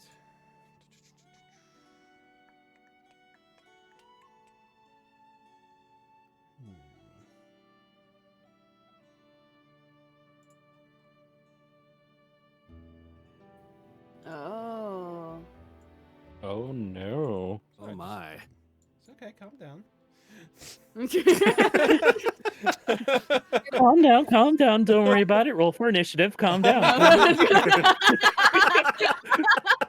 Alright, so what I would like to ask is, Ike, if you could come back. If you three, if Azalea, Thrask, and Shield, Mardlug, could you all mute your mics and your headphones, please? Oh, certainly. Oh. Yes. Well, this is scary. Wait, One go moment. back, guys. There we go. Bye-bye. Okay, it's just you and me now. Okay, Yeah. so Ike, as you drift off to sleep, you begin to notice in your ears and in your mind, you begin to hear a almost like wistful voice, kind of like whispering in your ear, and it seems to be pulling you towards the forest. And as you're doing that, you also notice that the key around your neck begins to very faintly vibrate and lift to the location that you feel like you're being pulled. Oh no. Could you roll a wisdom saving throw for me? Oh no! Oh no, dude! Okay. This is a bad time to say I got a 10. You feel overly enthused to really go to follow this. Oh no! So you get up and you begin heading. You really are feeling the need and the desire to find this and continue into the forest. All right. Okay. I'm gonna say you rolled high. I'm gonna say you rolled enough that if you wish to leave any kind of additional tracks or paths, or like something left behind, the way you're going, you can. Okay. Can I do like? Oh shoot. Can I leave like little like residue of like sticks, like a broken up stick that maybe I was playing with or something? Yeah. The one that I was drawing with? Yeah. Okay. So you're not really mind controlled to do this. You're feeling like an overwhelming desire to explore Oh. this. I see. Okay, then what I'll do is I'll just draw a path then, if that's the case. Yeah. Okay. So Okay. you're gonna draw a path in the dirt for as long as you can. As long as I can, yeah. Okay, cool. Well, as you head on through the forests, making your way through the various woods and twisting and going around through, you end up coming up to what looks like a very almost like wavy kind of in front of you. It kind of looks like the forest is almost like waving in a weird magical like way. You walk on through and you appear on the other side of a force field wall sort of thing. And in there you see kind of like a grassy knoll of like dirt and a door. And you feel an overwhelming desire to enter that door. Oh no.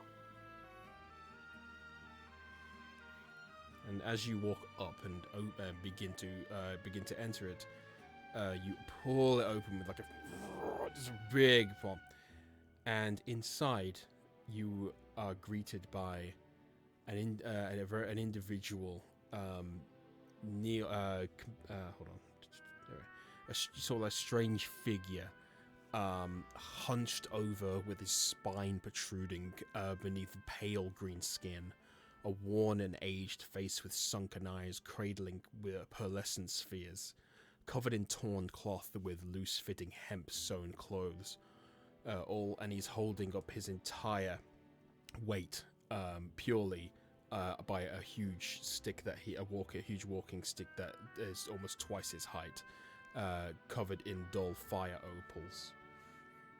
And he looks down upon you and begins to begin heading towards you. It's at this point that you feel the desire is shrunk down and gone. He begins to put his hand in between his cloaks and begins to pull out. And as his hand extends towards you, you can see incredibly withered, bony, pale green hands, and he opens them up, and within it you see a single, a single like candied piece of like fruit. Well, this seems biblical. So like I have like full awareness now, right? You have full control, yeah. All right, I was just gonna look at him and be like, hello? Who are you? Within, you don't see his face move, but within your mind, you hear. I'm sorry, my child. I did not realize it was you I was bringing here. Please come in and sit. I mean you no harm. Can I do an insight check, man? Yeah, please, absolutely. Okay, cool. Alright. Son of a bitch! It's a 5. Yep, you totally believe that he genuinely means you no harm. Bitch! Okay, fine. Alright, he'll carefully walk over to the guy still kind of looking around. He takes back the candied fruit that you didn't take, and he sits down with he as you're going over, you kind of see within this like a beautifully crafted wooden area. When you entered, the smell of ancient papyrus filled your mind with bygone past memories. The hallway leads to further doors that flicker with fairy lights and shadows of the ceiling filled high with various knickknacks. The old wooden floorboards creak and lead your eyes to various carved wooden furniture, each meticulously crafted for its own purpose.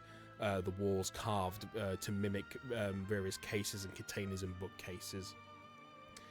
But you head on over and you can. There's a seat that you can sit down in. Do you sit? I guess gonna look around and be like, you got a lot of really cool stuff here, but why is it here? What is this place? Who did you mean to call? He heads on over, like shuffling his weight on the stick, and then sits down on the bigger seat next to you, and looks over and creaks on over, and you hear like the rustle and tussle of his clothing, and he brings his hand out and kind of points to the key on your chest. This item is of great importance. I sensed it near me. I was unaware it was attached to a child. My mom gave me this. Your mother. She said it... Yeah. She said it would help me with, like, my destiny. Do you know what this is? My child. I have lived many lifetimes. Over these lives, I have dedicated myself to the concept of the gods, discovered their relics, shared their blessings, and kept their secrets. All but one other was trusted by them, myself, and whomsoever had the key. I know not the reason for its existence. However, it is safe to say, its importance is great. But where does it belong to? I've been trying to find where it fits, and you're the only clue that I've had. I'm sorry that I do not know where it belongs. But this key was crafted by the gods themselves. I am a collector of artifacts of the gods. They have entrusted me with such things. I can tell you this key belongs to them. I made a promise to my mom that I would find where it belongs. I can't give it to you. I understand.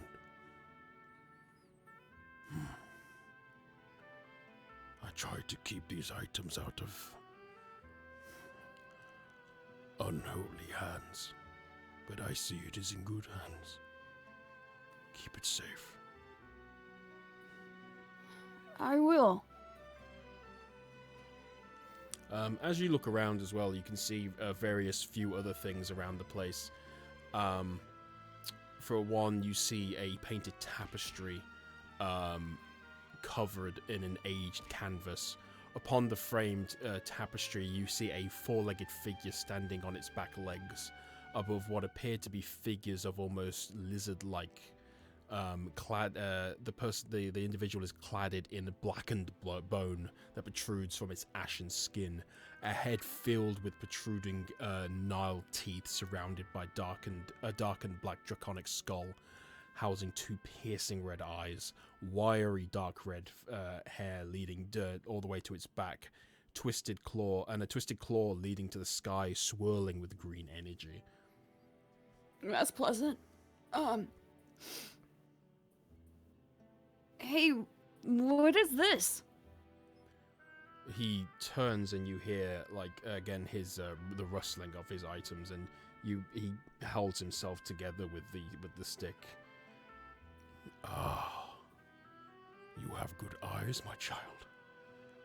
This is the only known tapestry of Vida, the very essence of the darkest depths of death.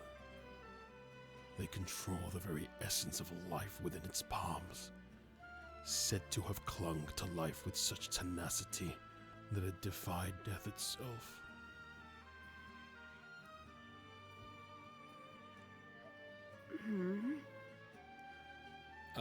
So while you're here and doing that, I'm gonna get everyone else back in. All right. You can stay in the call if you want, but obviously they don't know where you are and they don't know what's going on. So Yep. cool. Okay.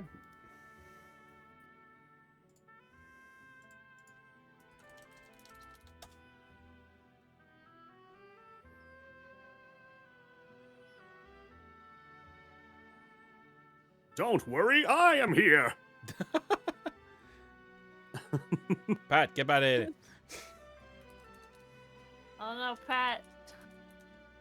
What did you There do? he is. What did you do? Okay, so the night begins to the night passes on as per usual, and it's a very peaceful night, and you wake up to the morning.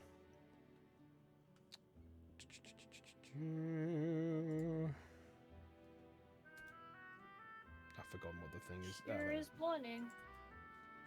There we go. Aha. So Thrask, you wake up and do your typical doggy stretch in the morning, stretching out your claws, and you hear like your scales like. And Azalea, you wake up by, of course, falling from the tree as per usual,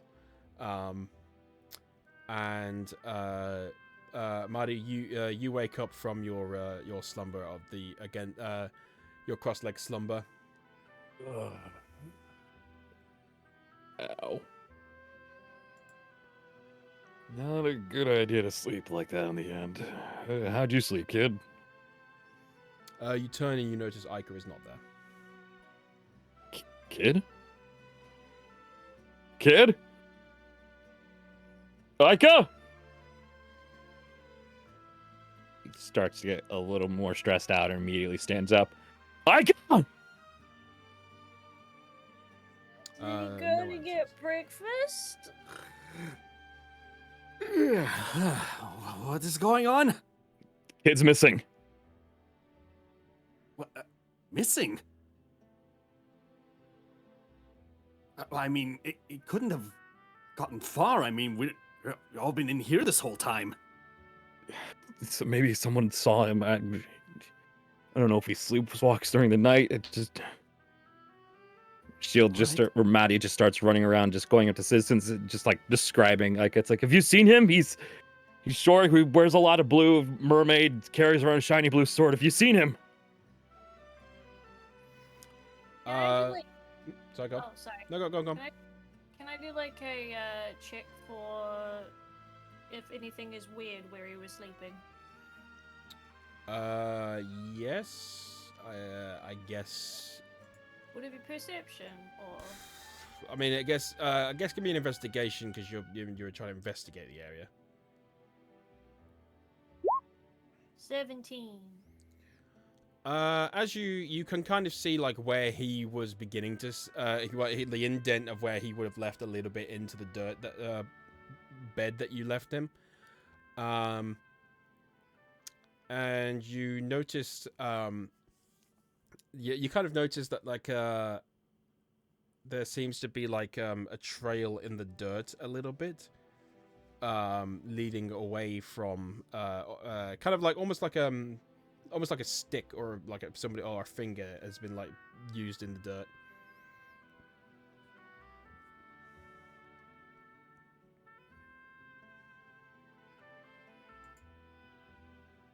Where is he? Do I see this little trail spot, or do I see what Azalea's looking for? Well, if Azalea shares, yes. Azalea is one of those people where she forgets to share, so she kind of just stares really hard at things and won't break her field of vision when she's like a dog when she finds something. There's like a pointer, just Yeah, ding. I'm just staring at like this one spot because I'm sitting there like, but is this useful though? Oh, Essie, also, I don't mind if you want to talk, by the way. It's obviously just, don't reveal anything. Oh, they're BRB at the moment. Oh, perfect. Ah, Never mind. no Monty. problems then. Bonnie just looks completely disheveled, just looking at Azalea. It's like, do you see anything? There's a weird thing in the dirt. What weird thing? Let me see. That thing in the dirt. Right. There's a word that's used for it, but it's the line thingy in the dirt. I think like Azalea. Think like Azalea. Trail? Yeah, that's a word. Okay. Where does it go to? I don't know. You can tell Maddie is getting more and more upset. Just, all right, maybe he went outside of the thing, the campsite. Just immediately just grabs all of his equipment. It's just like, stay here and talk to the townsfolk. If the collector comes by, just tell him I'm sorry. I'm going after the kid. What? You're going on your own? He's by himself. I don't. What? Shield, I mean, Maddie, the collector can wait. We need to find Ica first. Talon's like, I don't want to lose another kid. Not him. Shield, man, I'm gonna get this eventually. It's fine. It works with the environment. It's still like, Yeah. Madlug, listen. We're not going to lose anyone today. Let's just take a moment and see what we can find out about what has happened. I know you are worried, but we are here to support you. Let's see what we can find. all right. Azalea, can you see any other signs of where the kid might have gone? DM, am I smart enough to figure out anything other than just the one thing? Sorry, what are you doing? Trying to see if there's any other signs so I can find a direction to go in. Well, you see that the trail is kind of dug in quite deep, and it's leading wide. It's kind of like twisting and turning out into the out of the encampment into the forest. You see that where it leads past are a few, like there's a couple of like animals that the encampment have been keeping, and someone at the moment is trying to calm them down. Azalea's just gonna start walking. She's gonna follow her twisty, windy road. Probably Alright. straight through the animals. And continue. Azalea said, fuck this shit. She's on a trail, nose close to the ground, just staring at this. While she's doing that, I'll quickly run up to like the person trying to calm these animals down. It's like, excuse me, what is going on here right now? You notice it's the same human woman who was looking after the child, and it's just, I don't know. They were disturbed by something late in the night. I heard them running around, but they seemed okay. But now they're all over the place again. You didn't happen to see anything when they started to make noise? Well, I took a quick look out, and there didn't seem to be anything. I saw some. I think there was somebody walking past them, but I'm not sure. It was quite late at night. You didn't happen to make out like if they were like an adult-sized or child-sized shadow? They were quite short. I thought it was one of the dwarves. It might have been. It might have been my son. He's just. You might have saw him. He was the funny little kid running around causing a ruckus yesterday. She kind of like puts her hands up to her mouth. If it was him, I saw him head in that direction, and she points into the forest where the path is heading. All right. If the animals are disturbed, it's something unnatural. Thrask, can you do detect magic? Yes, give me a moment. Maybe we should get Parahai together, see if we can get to this, wherever this is, faster. Right. Parahai can fit through the forest. No. He's No? Yeah, Okay, because so it's just like normally a Well, small it's trail. obviously the forest is like, yeah, it's trying to go off road on a 2-wheeler. Okay, I didn't know if it was like the actual like paved path or just No. When I say roughing it. when Okay. I said a path, I meant the trail where the trail's leading. Gotcha. Yeah, it's pure like forest. All right. Well, all I can think can about I- is the Eldorado song. yeah. On the trail we blaze. Can we start walking along the path and I continue to ritual cast detect magic, or do I have to like stay in one spot for it?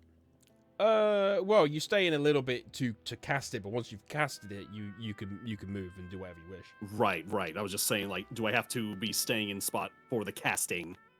It's been a while. Let's have a look. Detect magic. I think it's like 5 minutes, I think. 10, I believe it is, for Yeah, rituals. it's verbal and somatic and concentration up to 10 minutes. Yeah, so you're gonna have to take 10 minutes to focus on it. 10 minutes to Alright. focus and then 10 minutes to use it. We're sorry to disturb you like this, man, but we just need to check something, if that's all right. Yes, of course. Do whatever you need. All right, you're up, Thresk. All right. Zarshiski, give me sight! And yeah. Ritual cast that detect magic. Okay. So you begin to you close your eyes and you focus, trying to harness the power of and your beliefs in Zershisk, and you open your eyes and they're a glowing purple, and you begin to look around. You can't see any magic affecting the animals at all. You hover over the woman, and she's not really giving off anything either. As you look around, you look down into the forest, and there's kind of like a very, very, very faint trying to think.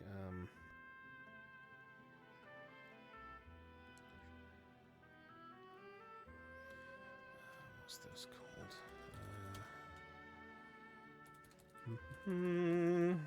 Give me a second.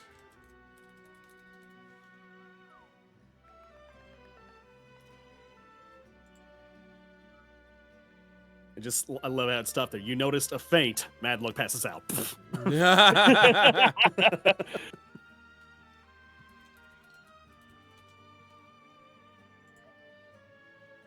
As an actor, you try to separate the character from yourself, and I'm like actually like shaking, like, what happened to this kid?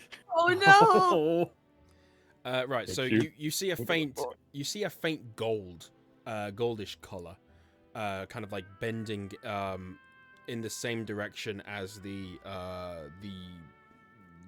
trail on the ground. And gold, you would know, is enchantment. Okay.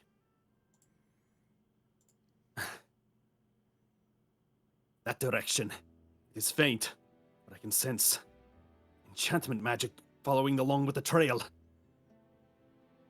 All right. Maddie looks over to the young woman. It's like, if our host by any chance is looking for us, tell him we had another affair we had to take care of. Yes, of course. I'll report to Roara right away. Thank you. She picks up the ball and chain with like one hand with like swift ease, like just adrenaline strength. Like, we're coming for you, kid. Hang tight. And just books it. This is like the kind of run where Thras has to get on all fours just to keep up. Azalea's been Is it? sniffing this whole time. Yeah, Azalea had never actually even tried to stop. Oh yeah, she's way ahead of us at this Yeah, point. just catching up to Azalea now. Yeah. You can clearly see where she's gone because she still has muddy feet. Yeah. Ah. Well, you're in the forest, so less so, but... Azalea's 10 minutes ahead. Oh, exactly 10 minutes ahead. We'll just catch up to her. Do I remember what Ica smells like? Oh yeah, you've been around them enough at this point. Oh, cool. Okay, I'm gonna be like a bloodhound then. Is there a feel roll like- for sniff? feel like it's like smelly coffee. Like, I was gonna say like fish scales and coffee is probably Yeah. the And coffee accent. beans. very strange smelling. So, roll me a survival if you're gonna do that then. Roll who? for stuff. It's Well, 15. fish- Okay, yeah, I'm gonna say you're able to keep on track of the location. That's a powerful sniffer. I imagine at this point I'm just on all fours, just like basically like nose so close to the floor while wandering around, just following the smell. What is Azalea is an elf, a very strange elf that is also a druid. But not a wood elf. Let's be specific here. But she can also turn into a bear. Maybe I should have just turned into a bear. Bears have good noses. Well, hindsight is the bee. For a Well, bear. I'm smart enough to like find it anyway, so I'll just continue the way I'm going. I'm assuming we eventually catch up to her. Just breakneck speed.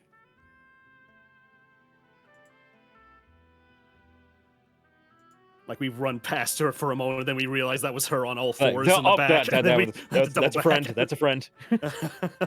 You're about to attack her. It's just like, you monster. Oh wait, never mind. Yeah, friend. On all fours. Classic Azalea behavior. Give me a second while I commune with other forces. Okay. Oh. That sounds fun. Other forces. Watch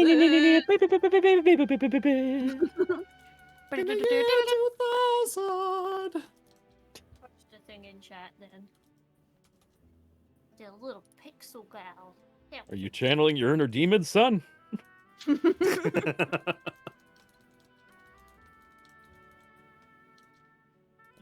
Here is a picture. Move. Here's a picture. Oh, It's a pixely Azalea. Just That is smile. adorable. Adorbs must patch. Pixalia. Pixalia. Love it. Yes. Oh.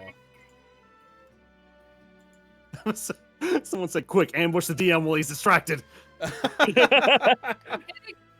I can ambush him anyway. I just have to go downstairs. Right. If anyone has the access, it's you.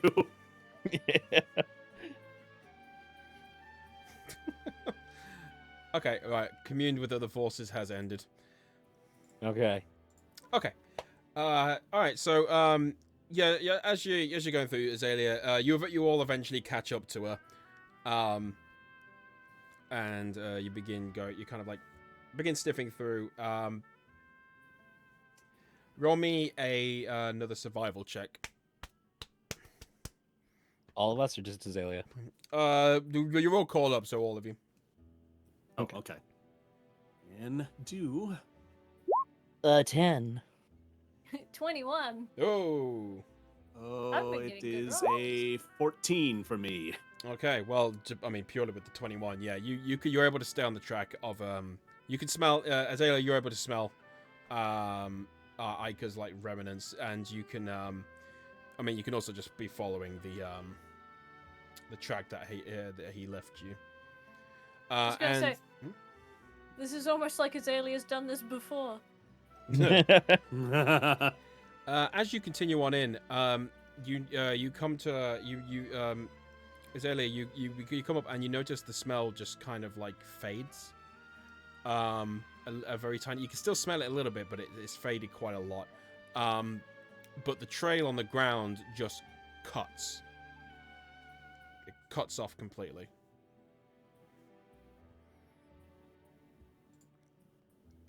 Wait.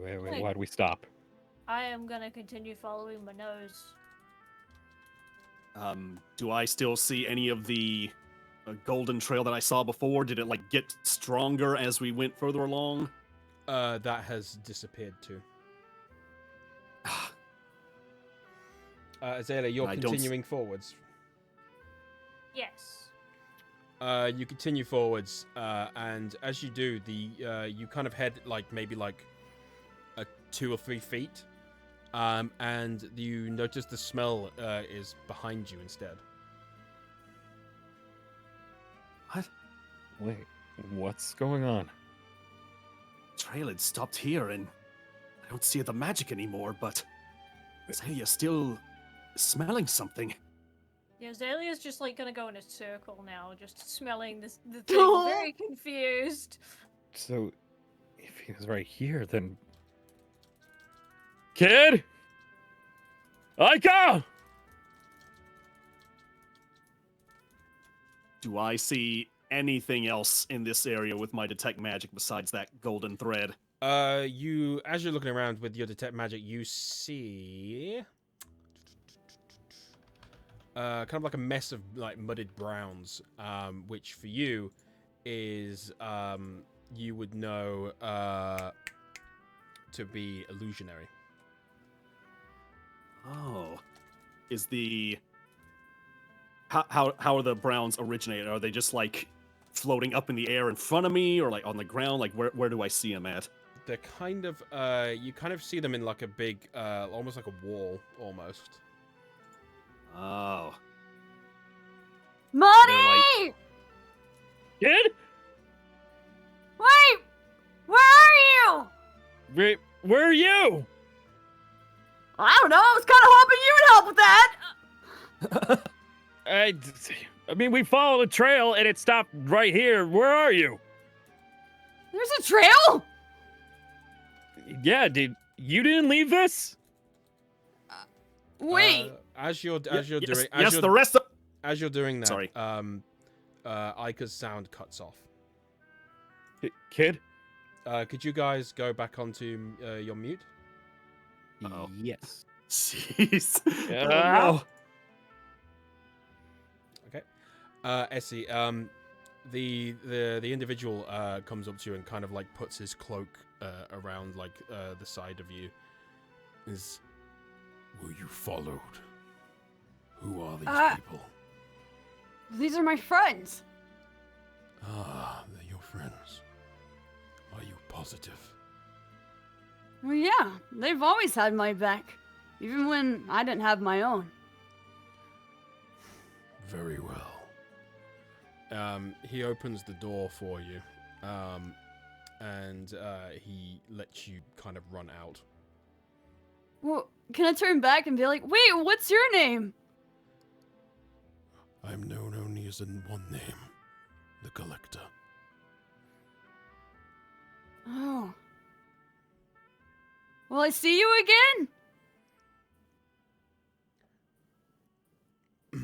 He kind of turns and looks kind of over at the everyone else. You can see all three of them kind of standing, kind of in front, and they're kind of just all talking to each other.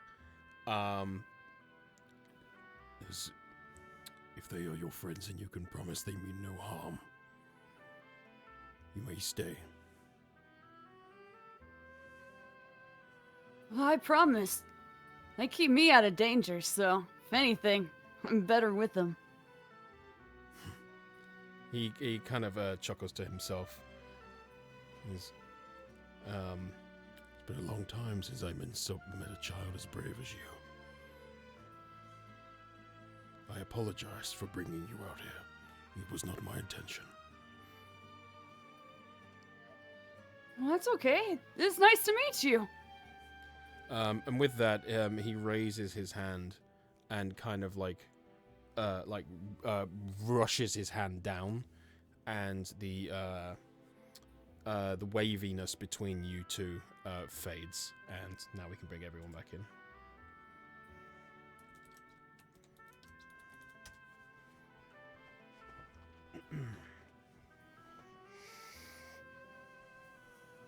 Hi. Okay, so as you guys are all discussing between each other, you notice suddenly kind of like a waviness begins to appear in the air right next to you, and it begins to trickle on down until you see a revealed Ica standing practically right next to you. Well, hey, guys. Maddie immediately runs to hug him. God, I thought I lost you. I was kind of a bit lost too. How are you doing? Sorry. Just God, you have no idea how good it is to see you. Huh.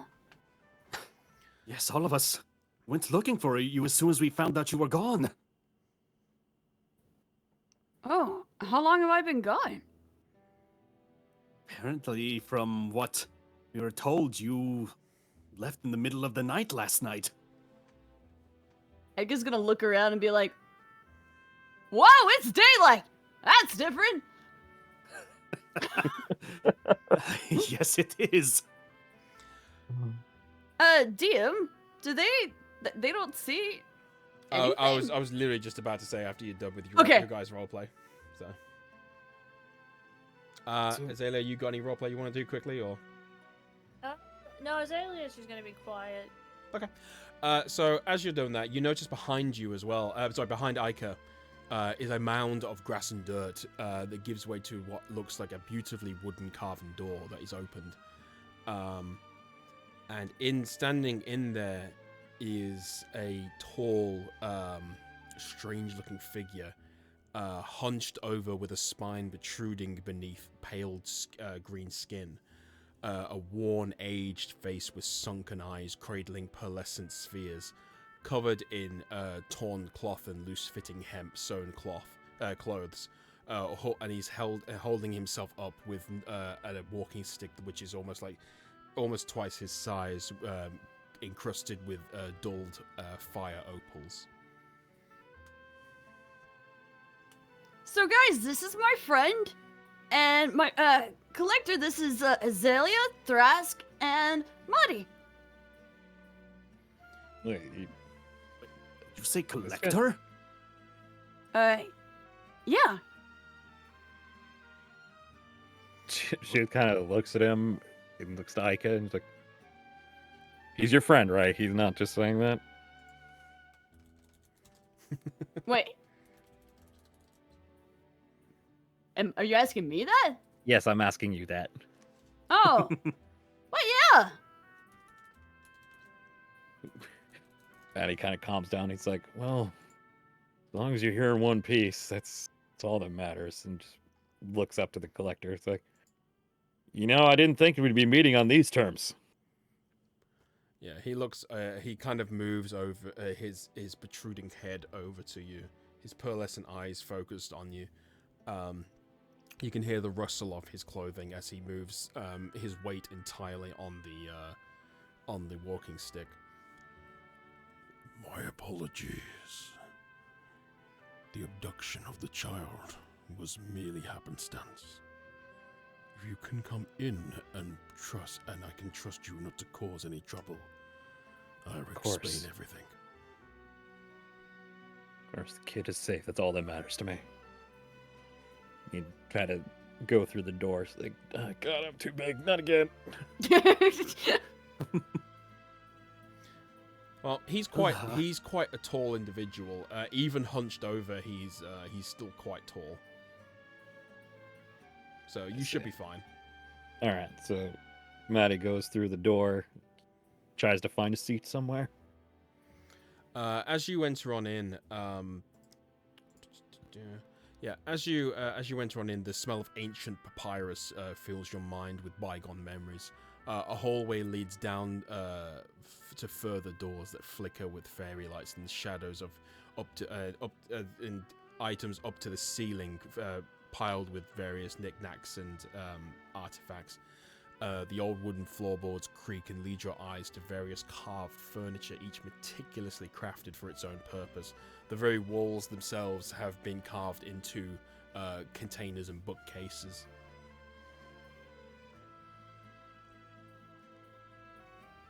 See, it's a really cool place. Yeah, this is incredible. So much history. I can just sense it every inch.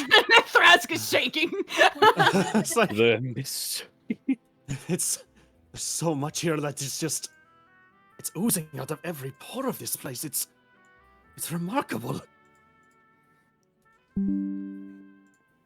Yeah, see, I told you, my friends would really like this place. Yeah, to give you an idea of what he looks like, he kind of like this is kind of like inspire like what I can imagine him looking like.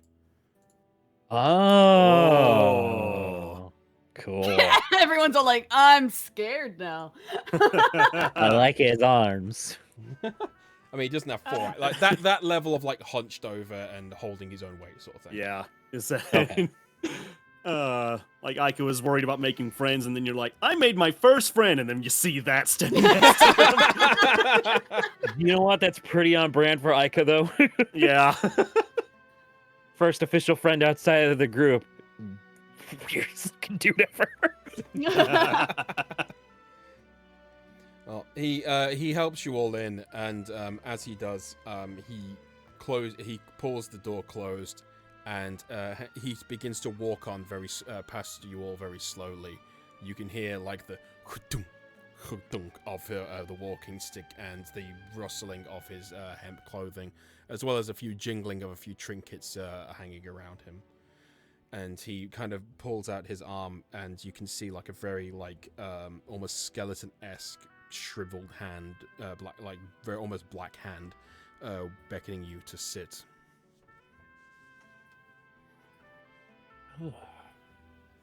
Ika's gonna find the seat that where his butt was at before, because that's the familiar seat. While you were there, Ika, as well, I don't know if you saw the message. He offered you various foods, so that'll be next to you as well. Oh, okay. I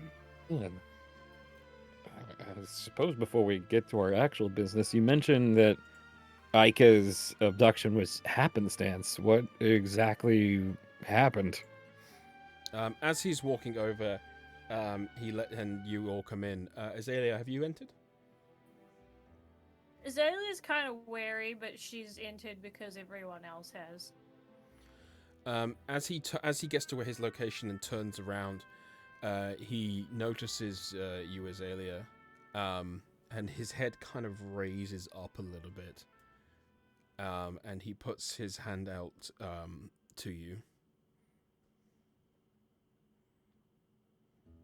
She's not really sure what to do about this. Ika's gonna like peek over and just nod with a smile at Azalea with a thumbs up. Just, this is a handshake, Azalea. You just take his hand and likely shake it. It's a form of greeting. Yeah, but I don't get these. You don't have to get it. It's just a polite way of greeting somebody new. Sometimes it's No. a good way to start making new friends. No, I mean, she's kind of confused because she's never been offered one of these.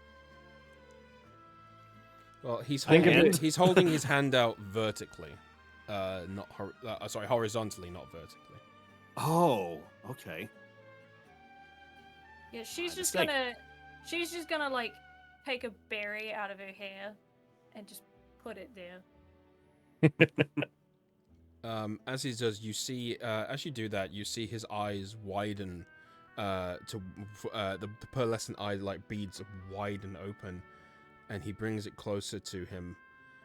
And as he does, he puts his hand, he kind of pushes it into his mouth, and then he kind of opens the satchel on his side and brings out something in his hand and with his hand closed, hands it back over to you and opens it to reveal a berry of the exact same making. Whoa. Whoa. Oh, she's never had a return barrier before. Oh. She's just gonna like kind of snatch it out of his hand, and you know how like when somebody like isn't sure, they sort of like back away and eat it like a rat. I suppose we could call that the Azalea handshake. Give a berry, Something to take remember.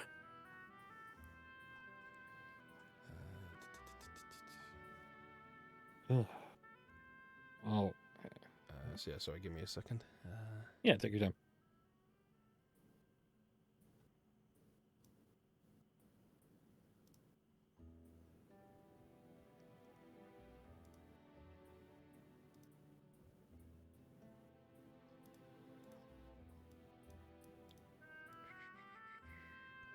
How you doing out there, chat? You doing all right so far? Hey, you what's you enjoying guys the doing? tension? Are you guys doing okay? I feel Yeah. like it's been an emotional session. Yeah, for you had some of guys. us worried when we were on mute and seeing all the crazy Yeah. messages flying by. Apologies for that accidental lore slip. No one was supposed to know about that. Whoops. Hmm. Also, thanks for keeping Aika's whole thing a secret. Yes, I appreciate that a lot. Yeah, that was Chat's on my the honor God. system. I like it. Appreciate it. Yeah, we very much appreciate Because that. Kest and I were messaging each other like, "What is happening?" I was like, Yeah. I don't know, but this chat is not helping anything. I'm so sweet. Oh, sorry, am I a bit quiet? No, I think they were talking about like when you were doing the collector voice. Oh, right. Apologies. I'll try and enunciate a bit more. I have noticed in the VODs, you and Amy might be a bit quiet. But I did turn myself up from the last Okay. one, so cool. okay. Yeah, I'm always quiet. I'm so always quiet. Sorry. yeah, you are. Sorry. So after you take the berry, he heads on over to you, and he begins to lean his head closer to you, until your foreheads are touching. And you would know this to be a typical elvish, basically greeting. She's gonna Aw. look very shocked at this man. And as he brings it back, I sense you are similar to me, child. An outcast of the elvish kind. You are welcome here. You need not hide who you are.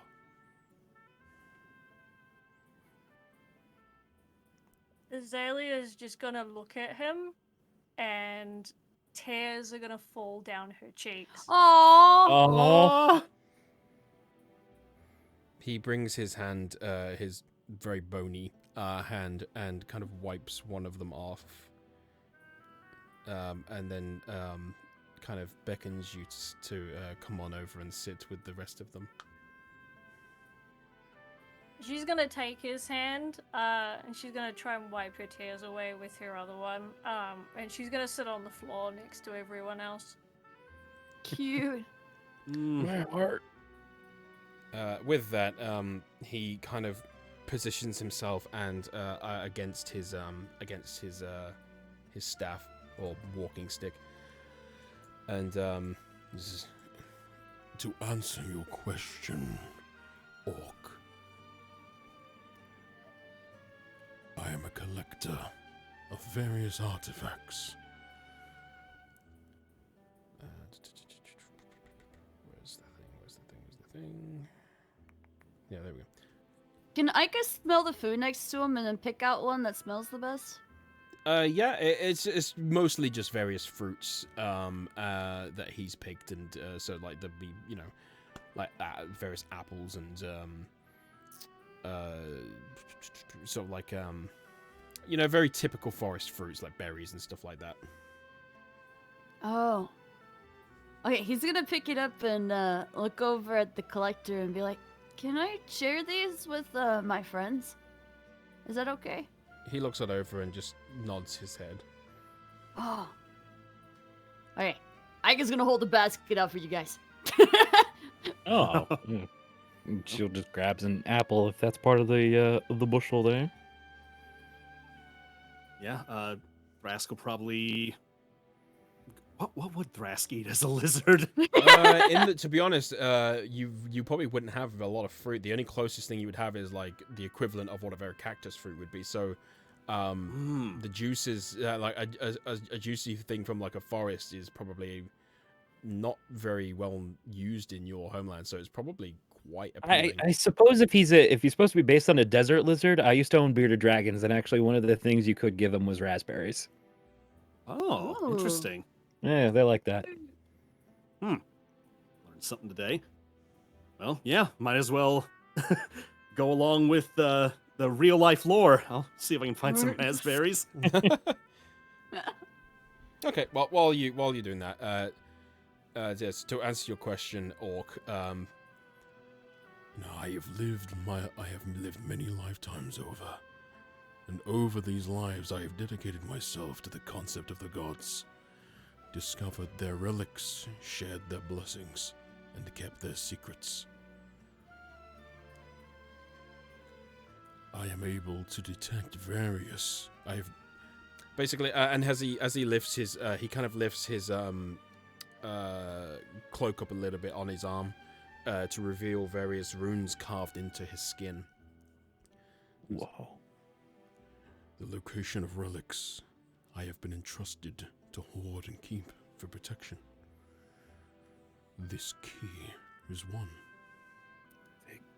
The kid's key? Really? Yes. I had no idea. Whew. That's a... I mean, it makes sense, but it's a lot to take in. You've been trying to see what the key opens for the kids for the longest time. Yeah, but he doesn't actually know what it opens.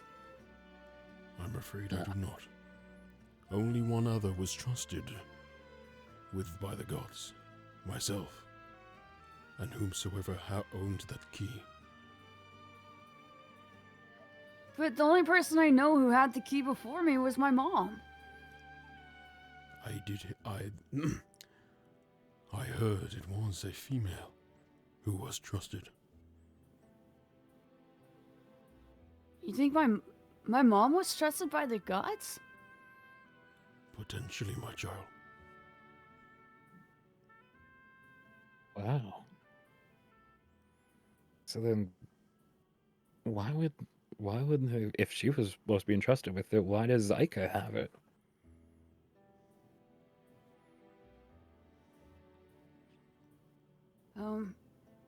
My mom passed away.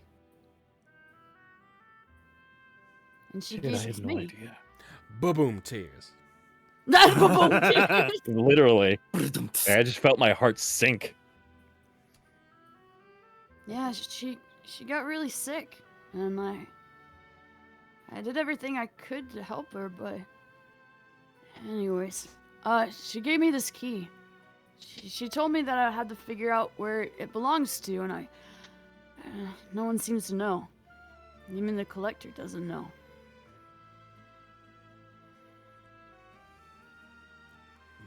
As you guys are dealing with this, and you look around, and there's various other objects around the place. One of which you notice is a painted tapestry covering an aged canvas, and upon the frame in the tapestry, you see a four-legged figure standing on its back legs, and what standing on its back legs above what appears to be lizard-like creatures. Cladded in blackened bone that protrudes from its ashen skin, a head filled with gnarled teeth surrounded by darkened, blackened draconic skull, housing two piercing red beady eyes, wiry dark red hair leading to its back, and with its claw raised to the sky, swirling with a green energy. Wait a second. Thras, does that look familiar to you? Believe it just might. Oh, I looked at that earlier. That's Vita. Vita. Vida? Oh, yeah, I asked about it too. It's really cool looking, right? Kind of creepy. What? Pray tell, what is Vita? Hey, Collector, you're better at explaining things than I am. It has been many a time since I've had someone to share this knowledge with. Vida, the very essence of the darkest depths of death. They're said to control the very essence of life within its palms. Said to have clung to life with such tenacity that it defied death itself.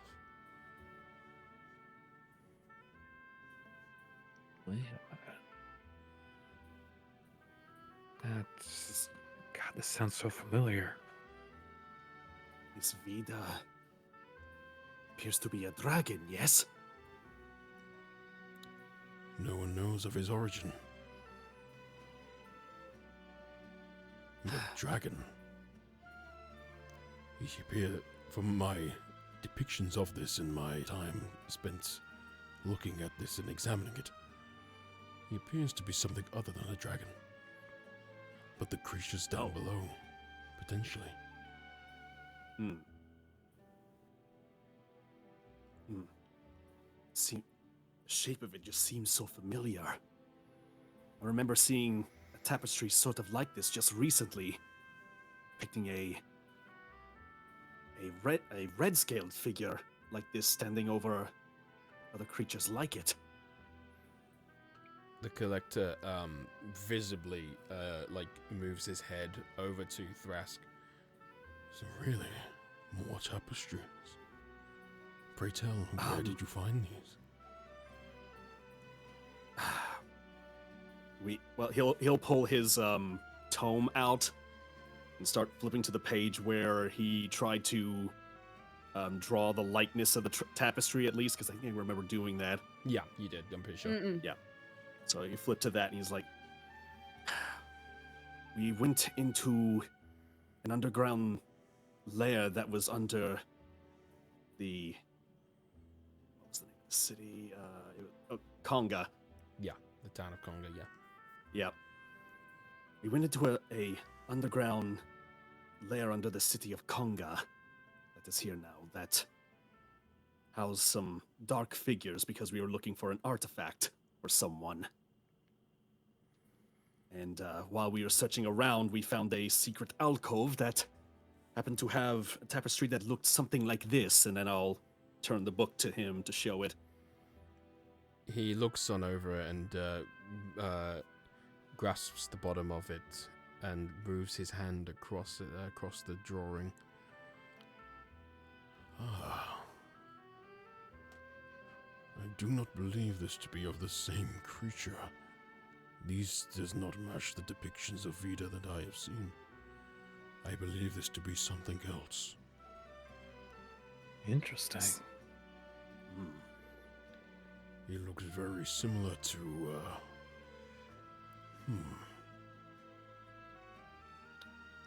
Never mind. As you're looking around as well, you also notice, Ica, next to the table that you've got next to you, underneath it, you kind of notice a something that seems to be wrapped up in silken drapes.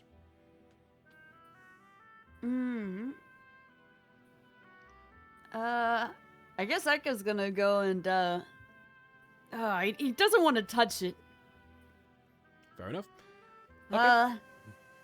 Okay, he's just gonna look over at the collector and be like, "Hey, what's this under here?" He turns his head to look at you, Ica, and kind of like shrivels, almost snakes it around the book to look. God, I love this guy's design. Ah, this. Handed me my child. Okay. He's totally gonna Now do you it. gotta touch it. It was like fighting the urge to touch it, but he was so like traumatized by the village. He doesn't want to do anything wrong. This is his first friend. Okay. First friend, the other three. I'm right here. Wow. Well, you know, first friend of the village. As you pick it up, it feels very soft and almost like spongy. But you hand it over to him, and he kind of leans. He grabs it with his hand, and then kind of like tilts it, because obviously he's holding one hand on the thing to hold himself up, and kind of tilts it so the silken fur turns and falls down. And revealed is a very shriveled appendage that looks like almost like a foot. This item is said to have belonged to a warlock who lost his appendages. Hey, we came across somebody like that. Hey. That we did. Really? Your travels see- have led you to the strangest places. Yeah, you could say that again. Well, it is said that he was cursed. And that should he get these all back, he can become whole again. I found this many, many years ago. I have been searching for him in order to return it. Well, I think we're under obligation to bring it back to him. So if you want, we could return it to him. Yeah, I think Marty ended up signing like a contract or something with him. He kind of pulls his head back a little bit. You signed a contract with him. Well, it's more like I opened the sheet and I didn't really have a choice. Well, in Yes. that case, you better take this. And he And, kind of wraps it back up and hands it to you. Yeah, Maddie gently takes it 'cause it doesn't want to break it. It's a foot. Like, okay, I guess in the bag you go. And he kind of looks over to you, Marty, and says, If I were you, I would fulfill that contract. I planned on it, thanks. he kind of moves back as well. Well, it's an unusual happenstance that we happen to meet. It almost seems like fate. It's actually, yeah, there is a reason we were supposed to find you. Oh, Maddie looks to Thrask and it's like, this is your cue. Yes, we did wish to speak to somebody about this. It came about because of a competition that we were a part of, but we are looking for someone who could give us information about a certain location, I believe. The person who was running this competition wishes to find a place where the descendants of the gods first touched the land. You happen to know what that could mean? he kind of takes a step back. the location of descendants. Yes, that's what I understood it to be. What need would leadership of, I assume, humans? Yes. What would the leadership of humans need with this? That is... I wish I had an answer for that, but I honestly do not know myself. It would be beneficial if you could give us some insight as to what this place entails. This location, as you said, is said to be the location where the gods first set foot. Now, I have lived many lives over, as I said. I am old enough to almost remember this. This place is of great power. It is not something to be taken lightly.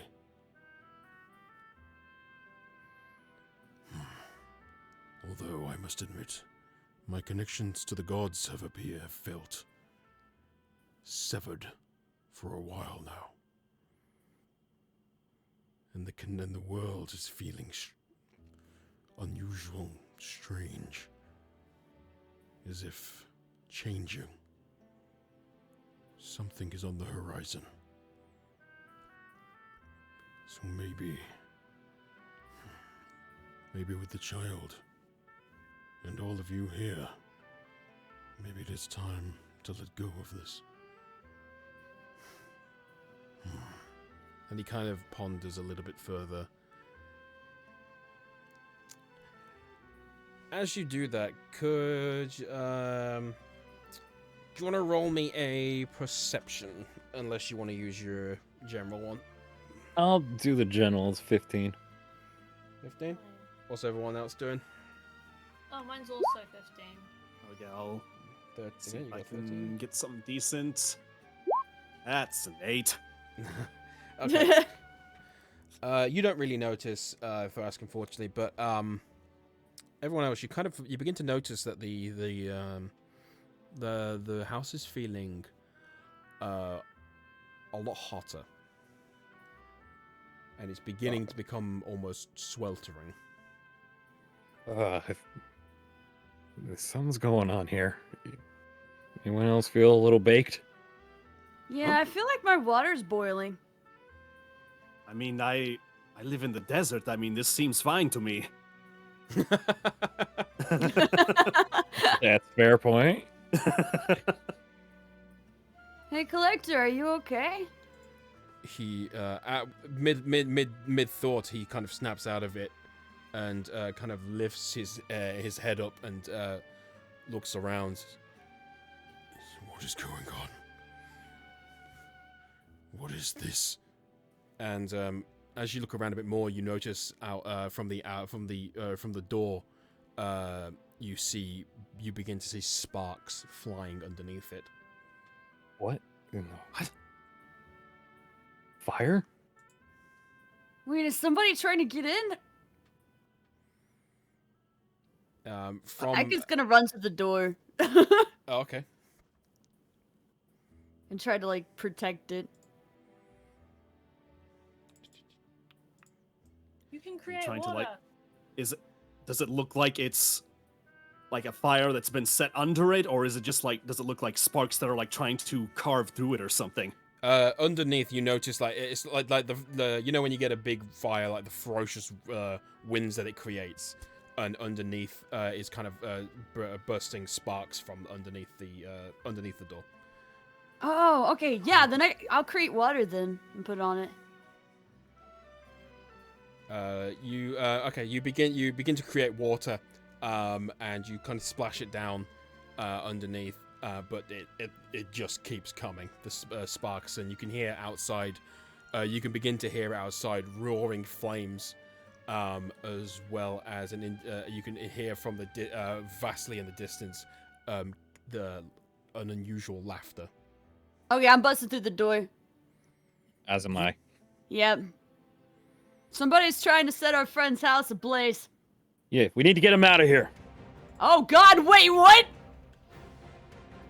The map just changed. It Oh, boy. did.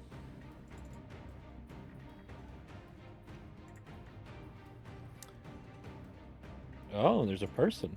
In the distance, as you enter on the outside of the door, roaring flames are surrounding the grassy knoll shack around you, and you can see in the distance an individual waving his hands about.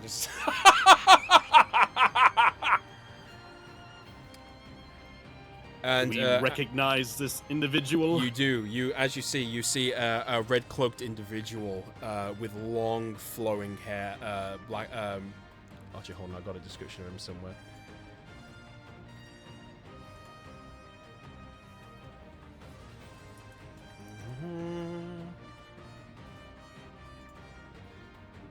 Sorry, we can wait. The music's Yeah.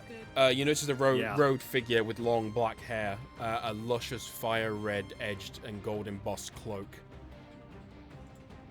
You recognize this to be a high. High's about to go a bye. All right. High is about to go a bye. I've never been more proud. As he begins swirling the fire around, he kind of like and then kind of slows to look down. You. That's right. Hey, you're the person who stepped on my head. Your business is not needed here. Only the destruction of this place.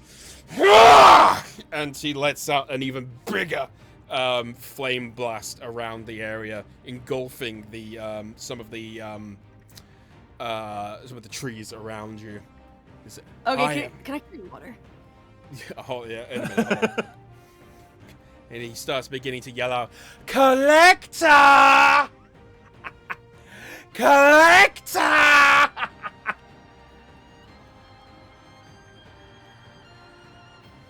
You're a weird person. The collector kind of sort of like huddles out a little bit. Oh, there you are. I am here from the broken spears. You have held onto artifacts belonging to the gods for too long. Wait a minute. That's the same group we saw inside the dungeon. Well, The name written on the walls. Guys, you need to protect him. I have to get rid of this fire. Azalea, can you help? Everything that I have is flammable. He continues to. He sees that you're trying to do something, as it's no use. The only reason I was able to find this area was because of you, anyway. Thank you. Then we have a duty to stop you. Unfortunately, the price for following us is pretty heavy. And he throws the ball and chain down. And you're gonna pay in blood. And with that, to the next stream. Oh, you bastard! Oh, I knew it. I knew it. That's cruel. I love it. Damn, dude. You So- son of a bitch. Do you realize what this means? If we're waiting 2 weeks for this, next stream is literally gonna be 420 blazing. It's Oh literally gonna be my. blazing. We're fighting a fire mage. God damn it. I love everything about this. So the next stream will be on the 20th of this month of April. Yep. So that will be literally 420, and now you have a fire mage, so it's blazing.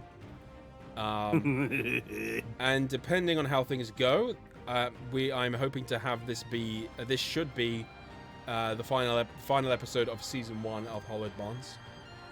Yeah. Ooh. And at Let's point, make it count. at that point, Yes. season 2 will begin shortly after. But thank you Holy- everyone so much for coming along. Thank you for all the bits as well and the sub. Thank you everyone in the party for joining along. So I assume we're all okay for that that time, right? Hell yeah. Should Yeah. be. Yep. If anyone's not, we're gonna have words. Yeah. This is too perfect of a day to miss it. Mm-hmm. I'm gonna Alright. do this thing. No, your thing is to turn up. All right, we're gonna so I'm gonna send you guys over to Pappy. Yeah. And we shall see you guys next time. Bye. Hope you're ready. Bye, everyone. Bye.